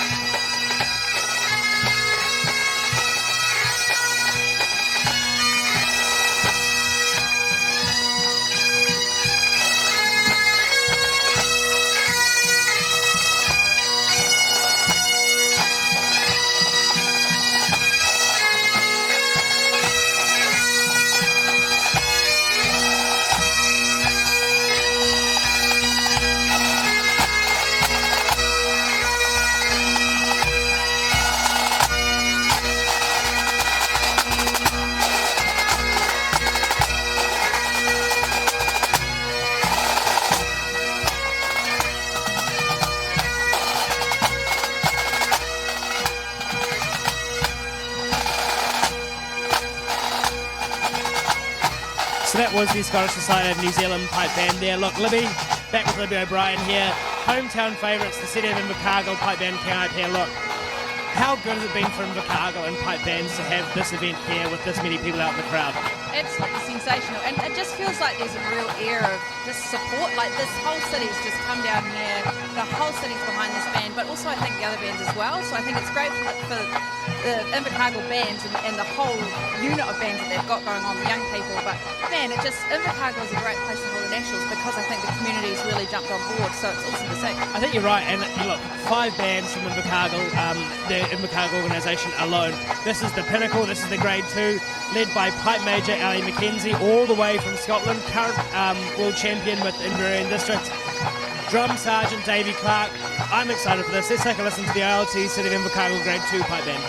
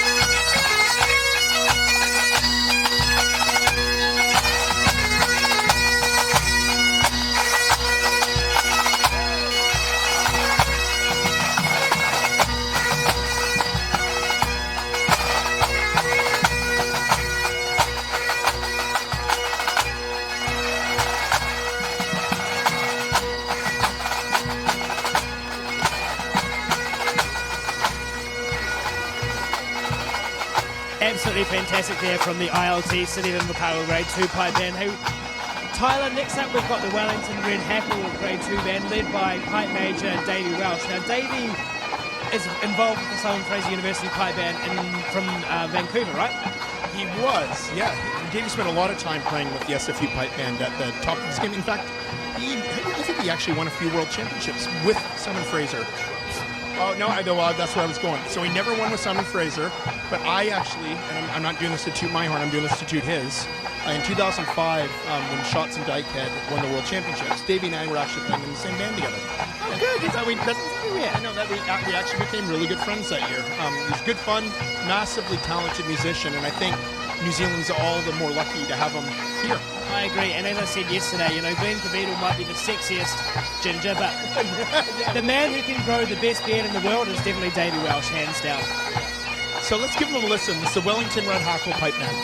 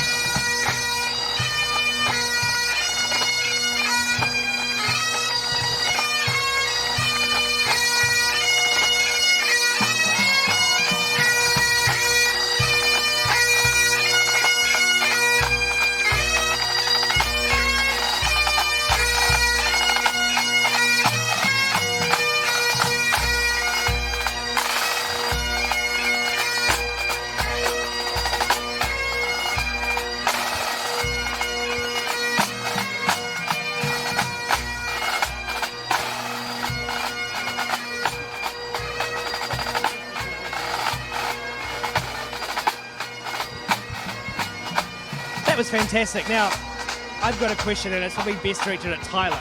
So, look, we've seen a lot of different tenor mallets there. There was a yellow head and I think a red shaft there with that. So tell me what goes into picking colours, because Tyler obviously goes without saying. Manufactures an awesome pair of sticks, but Tyler, what goes into kind of colour decisions and that kind of thing? You just asked me that. But listen, it's no different than colors of hose, meaning the socks that these pipe bands are wearing. It's no different than the choice of shirt color. People like coordinating their tenor sticks around their uniform. Now, it's very common nowadays at band practice for every tenor drummer to show up with a stick very unique to them. It might coordinate with, for some girls, it might coordinate with their nail color. It might... Gendering, No, again, we were trying to avoid gender, but I mean, again, I don't... Men can colour their fingernails if they want to. I've seen it, and no judgment, don't care. No, but it's all about coordinating with the band, probably in the context of these parades. What's your favourite colour coordination combo? It's funny because you talk to the majority of grade 1 bands, and they would say they always stick to white because it's the most visual. I love any of these bright colors. I love like an electric blue. I love. You enjoy the yellow head there. Oh yeah, anything that's bright and that captures some hint of a uniform, I love that. But again, a lot feel that just traditional white is the color. But we see it swings and roundabouts. What's popular today isn't always popular, next year. Just like the colors, like back in the day, all those socks or the hose that you see there, they would have actually been traditionally white or cream. Go past a cream hose. I mean, it's my favourite. Of course it would be. Listen, let's give these guys a listen. So, is this Hamilton? This is Hamilton now, right? You're killing me here, guys. All right, Peelers, put your hands together online for the Hamilton Caledonian Pipe Band.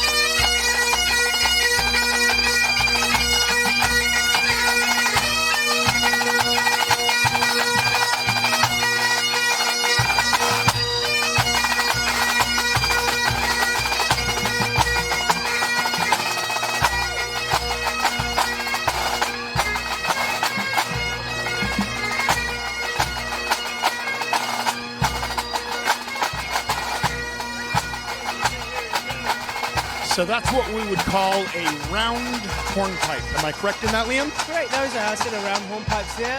The first one I think was Jimmy Blue, and that is Duncan Johnson just finishing that set up there. Look, Tyler, we are almost done the grade 2 contest. How can you believe that? It's flown. Unbelievable. Well, we've got a very busy and exciting afternoon coming up here shortly. But coming up the street right now, we've actually got the Celtic Pipe Band again from Nelson. And they keep, I don't know why my notes, they like phonetically spelt out Celtic, because I think they're scared of being associated with Celtic, like Glasgow Celtic. Oh, yeah, the football club, not to be confused. I mean, these guys, if you look at them, and actually the easiest way to picture and figure out who's who, the grade 2 band wears the red shirts, the grade 4 band wears the blue shirts, and the juvenile band wears the white shirts. They all wear the Braveheart tartan, very distinctive tartan, very distinctive to these guys in New Zealand particularly. Pipe Major's Callum Gilchrist, we talked about Callum earlier. We did. Had a baby. Exactly, congratulations. Austin Gilchrist, I think, is the baby's name. So literally not even a week old at this stage. So fantastic that Callum's here and doing it. Dad Bryce is in the band as well. A really family affair. We talked about Tiffany earlier as well, I think, on the bass drum. Fantastic to see. I'm just hoping that there's family on the home front to help with the diapers. I was going to say, while we're all down here, we really hope Kate is the lovely mum's name. Kate, hope you're doing well. I'm sure you're listening along. I'm sure you're really proud to see not only your grade 4 band perform really well this morning, but your grade 2 band doing a great job here. And we're hoping that Austin has already got the bug after watching this with you. Exactly. Austin is actually a really popular pipe band name. We talked to Harry Hawke yesterday. His son's Austin, yeah. Austin, a really, really great name, Austin Hawke. I'm sure he'll be listening at home because he's a big, big fan of the pipe band, so that's great. So. And Beyonce, and actually Elsa from Frozen. So. Oh yeah, Elsa, Beyonce, and pipe bands. Yeah, exactly. So good combo. What a combo. So let's give these guys a listen. The Celtic Pipe Band Grade 2 Band, all the way from the north of the South Island in Nelson.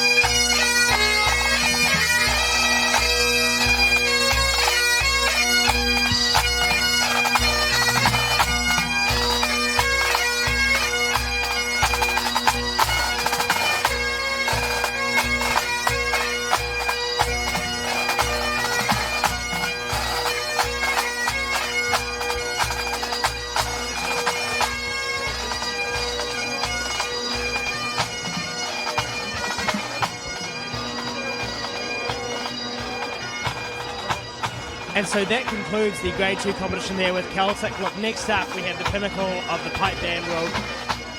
Manawatu Scottish, Auckland and Districts, Canterbury Caledonian and New Zealand Police doing battle down the street here. This is going to be a really exciting opportunity. First here, what these Grade 1 bands are doing. We've got Manawatu Scottish coming down the street right now. Last year's champions, Canterbury Caledonian, will be up third after the Auckland and District pipe band. Last year's runners-up, the New Zealand Police pipe band, finishing up the Grade 1 contest. Hey, look, Tyler, I'm excited for this.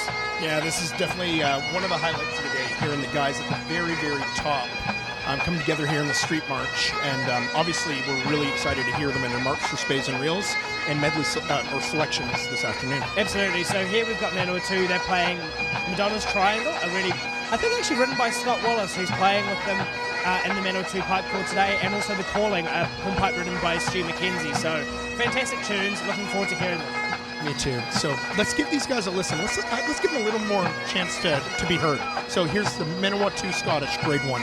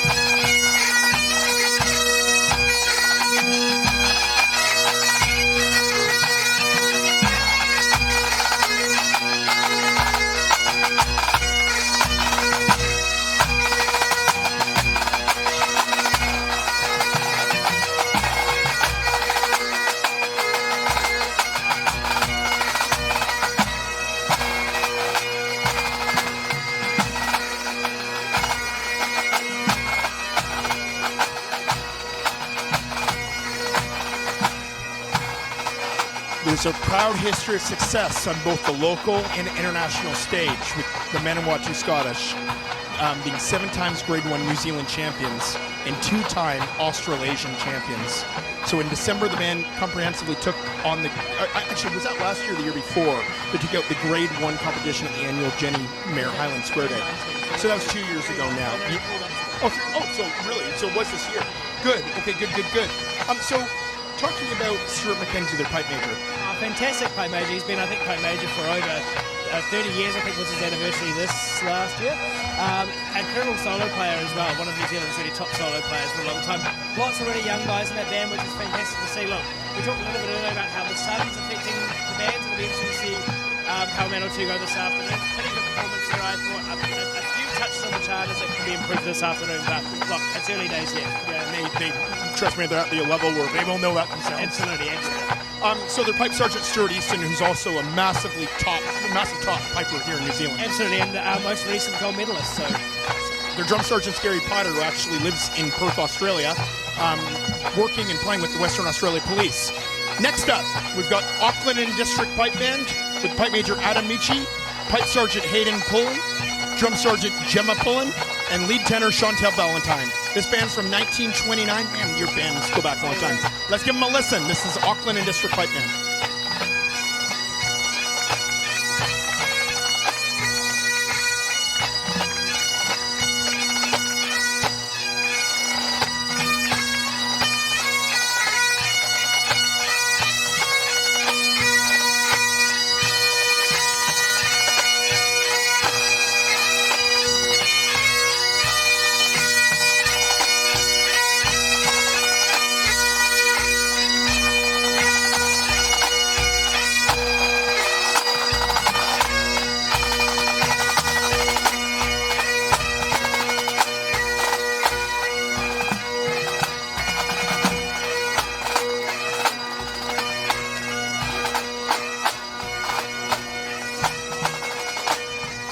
So their tartan is actually the hunting Menzies, or I think it's called Maze. Yeah, Maze. Is it Mazes and Mingies or something like that. Yeah.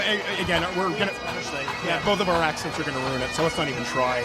But believe it or not, that tartan was chosen in honor of their first pipe major, George Cowper, which interesting. So it must be Mazes, Menzies. Mingies or something like Yeah, I that. don't It's know. something like that. Anyway, There's a connection there. The next one coming up, personal favourite of mine, obviously, my old band, the Canterbury Caledonian Society Pipe Band from Christchurch, current New Zealand champions.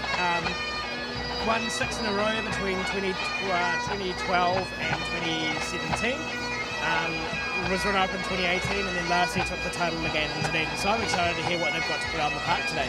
So they are actually under the direction of Pipe Major Jamie Hawk and Drum Sergeant Michael Jenkins. So this is actually Michael's first year as leading drummer of the Canterbury Callies. So this is actually his first nationals, and maybe first performance. Or So they competed the other weekend in Christchurch locally, some really good performances there. So this is Michael's first shot at drum sergeanting the band, if that's a word, at the Nationals. We had a good chat to him yesterday. He's really excited. I'm really excited to hear what they're going to put in the park tonight. well, that's great. And so Jamie Hawk was actually appointed Pipe Major in 2017 from his father Richard, whom we had a chance to actually speak with the entire family yesterday. So we've spoken to all the Hawks, and he'll be in the front rank here, proudly supporting his son. Yep. And Michael Jenkins obviously has just recently taken over. So this is really exciting for not only the audience and the viewers or listeners online, but probably for him too, to have first time having his own quarter. Absolutely. I mean, I'm really excited for them. As I said, my old band, so I've got a bit of a bias here. I'm looking forward to hearing it. But let's take a listen to the Canterbury Caledonian Society Pipe Band.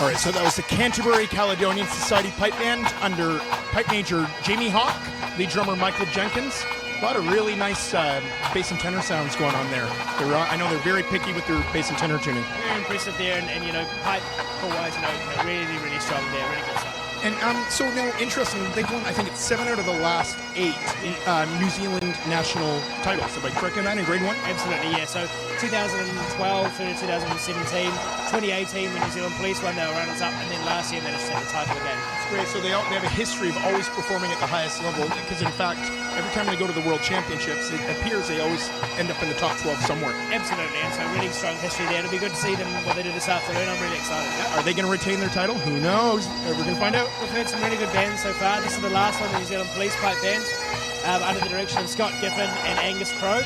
As I said, 2018 New Zealand National Pipe Band champions, founded in 1936 by one of the detectives, Neil McPhee in Wellington. They are based in Wellington, still in New Zealand. So let's have a listen to Scott Giffen and Angus Crowe and New Zealand Police Pipe Band.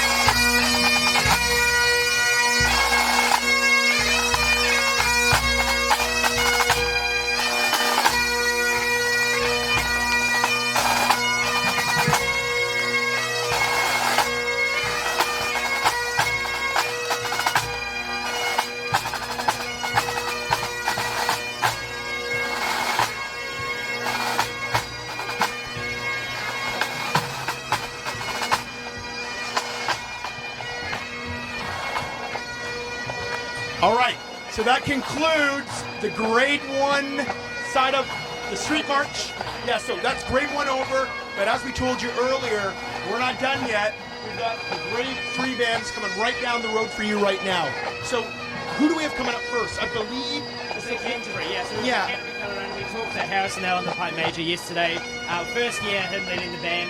5 bands in grade 3 is going to be over really quick, and then stay tuned because we've got a massive afternoon of music with the grade 2s and 1s, and who will be crowned the New Zealand Pipe Band champions. so. I think that this may be their first. Was this their first year in grade 3 after many years? Exactly. So they're in grade 2, had a bit of a restructure. They're in grade 3 now, new Pipe Major, lots of new players in the mix. Absolutely fantastic to see.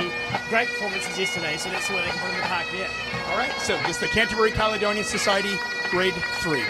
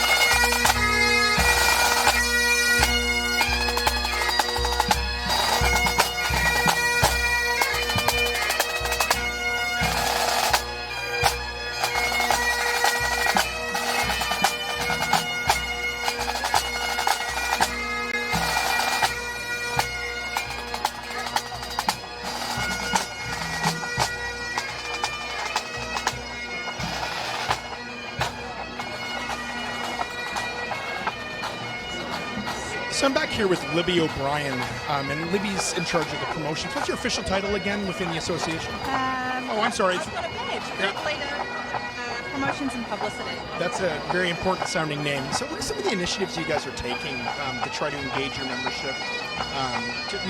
Obviously you have certain pinnacles like education, communication, promotion. You can keep going through all these things.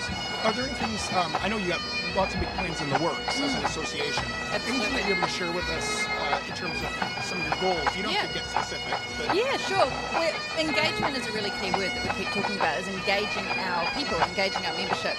So one of the things that we're doing is we're sort of bringing together a bit of a pipeline hub, a bit of a membership hub, which sounds really, really fun. It's basically a one-stop shop for everything. So for people to get information, for people outside of our membership to actually get information about becoming a member or joining a band or learning pipes and drums. And also we put some scores on there, just a really easy place for people to be able to be engaged, some news, some so stories. to communicate with the board, for the board to be able to communicate with the members, for you to be able to communicate with the members, the bands to be able to communicate with each other. And a big thing is knowing who our membership is how, what are the ages, what do people do, what do they want to know about. And so it's just that really stock standard engagement with people. Great. So you have a meeting, you have an AGM, the minutes will get loaded up to the hub afterwards, and no one can say they don't know. Absolutely, and it's helping our member bands to promote in their own communities to get more people involved, more young people especially, which is super important. Just love hearing that. Okay, listen, Libby, thanks for taking the time. No, you're fun, and I love your vision, so it's great. We could you maybe help us out in Canada or America? Yeah. Absolutely, I'll just come over. I can't with coronavirus though, so maybe when that's all sorted, the world's... I don't even know if I'm getting back. Exactly. Well, you and me, Libby, hanging out for 4 months together. Won't that be fun? Roommates, bestos. Woo, come to Taupo. All right, next up we got the Manawatu Scottish No. 2 band in grade 3. Pipe major Kevin Sinclair, drum major Colin Caddick, and drum sergeant Ben Walkley. Let's listen to them now.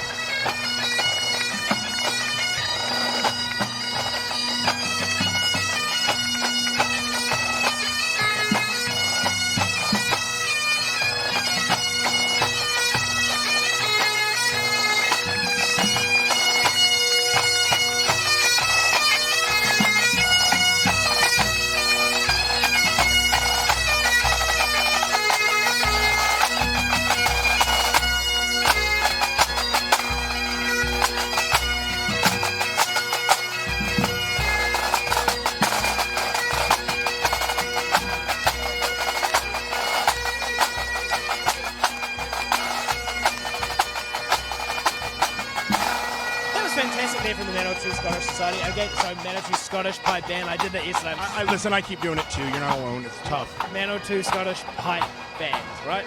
That was fantastic. Another set of hornpipes. So next up, we've got the city of Tauranga from the Bay of Plenty region in the North Island. Can you just tell me quickly while we're waiting on them to come? Bay of Plenty's, I love the British term. We would never use this back home. Holiday making. Yes. Have you been up there? Oh, absolutely. I mean, we've held the Nationals in Tauranga twice as well. So we held that in 2012 and 2014. Really lovely beaches, very sunny, lovely mountains, Mount Maunganui. Lots of people climb up it. It's great. And it's just a lovely family atmosphere. A lot of people go to retire there as well. So on connecting with the family atmosphere, this band actually represents a family atmosphere because amongst the current members, there's a family of 6. 3 side drummers, a piper, a tenor, and the bass drummer. A family of 3, meaning a piper, a tenor, and a side drummer, and a couple whose 2-year-old is well on the path to being a recruit in the future. So Libby will be delighted to hear that we've already got a 2-year-old recruit. So I don't know when their membership card comes in or when they join the digital hub, but we'll say at least 3 or 4. Yeah. I was an expert typer on my mom's typewriter. Yeah, I was a pro. So listen, let's put our hands together for the city of Tauranga pipe band from way up north.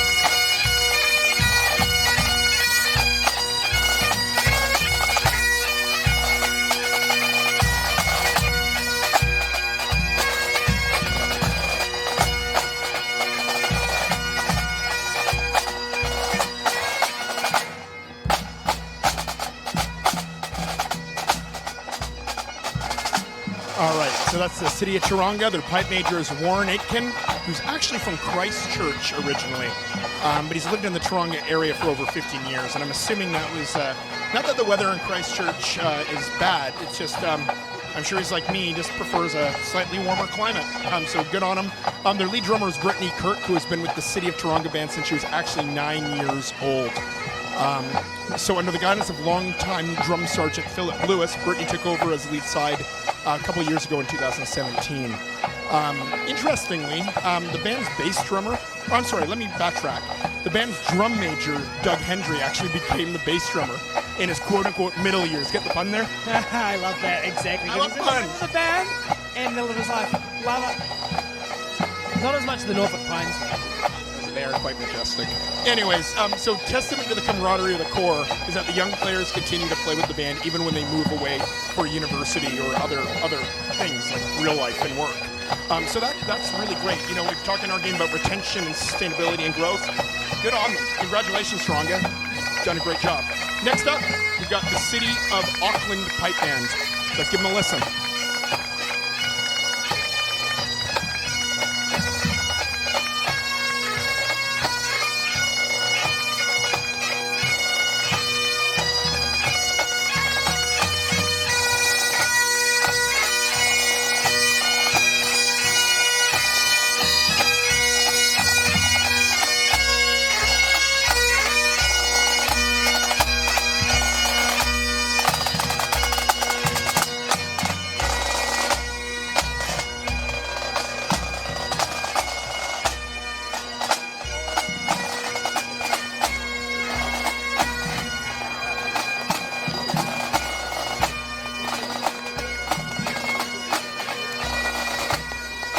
So the City of Auckland Pipe Band proudly represents the largest city in New Zealand.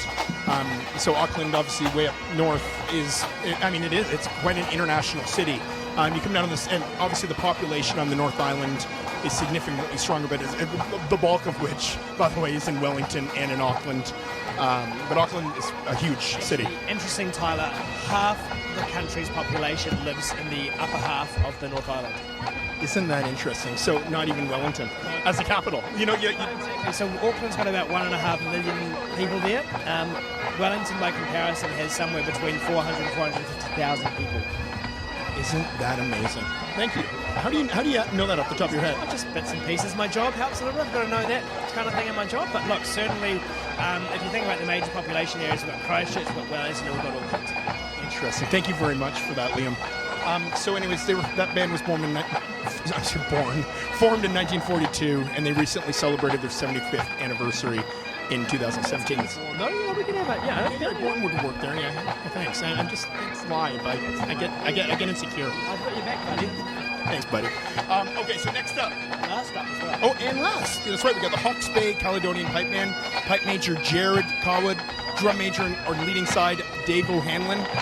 The Hawke's Bay Caledonian Pipe Band is a result of a rebranding of the City of Hastings Pipe Band. Okay, so the rebranding actually took place in late 2018. It's the second nationals under their new name. Let's give them a listen right now. This is the last and final band, the Hawke's Bay Caledonian Pipe Band in grade 3.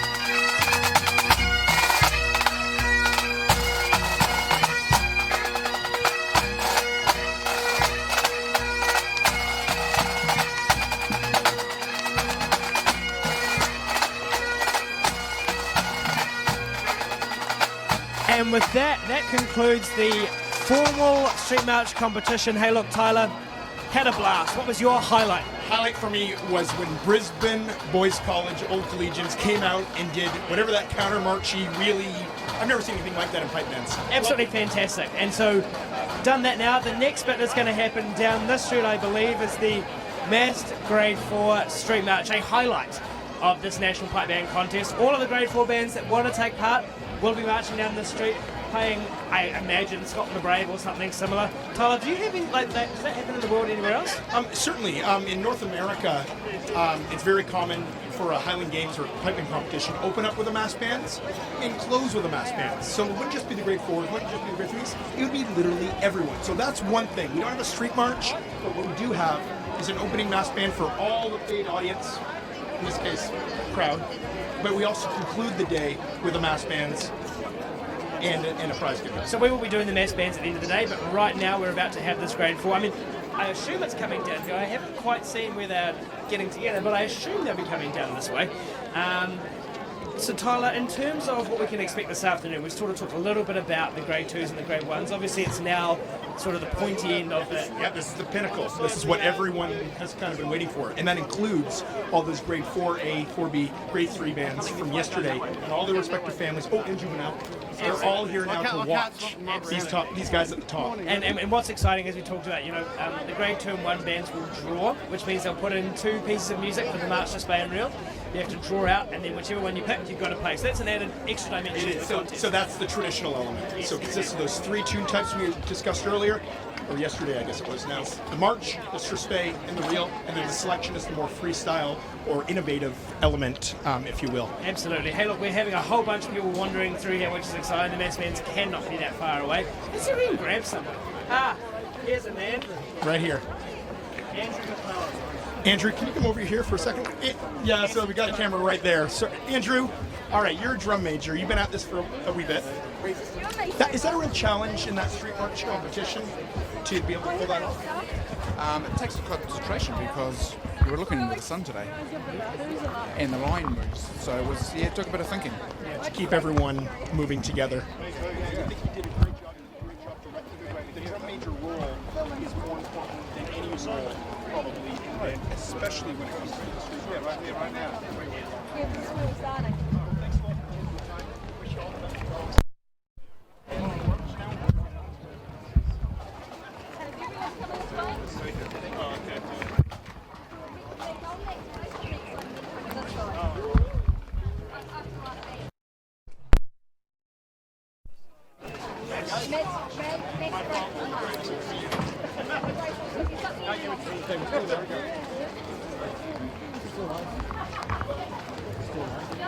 Space over here. Come over here, guys.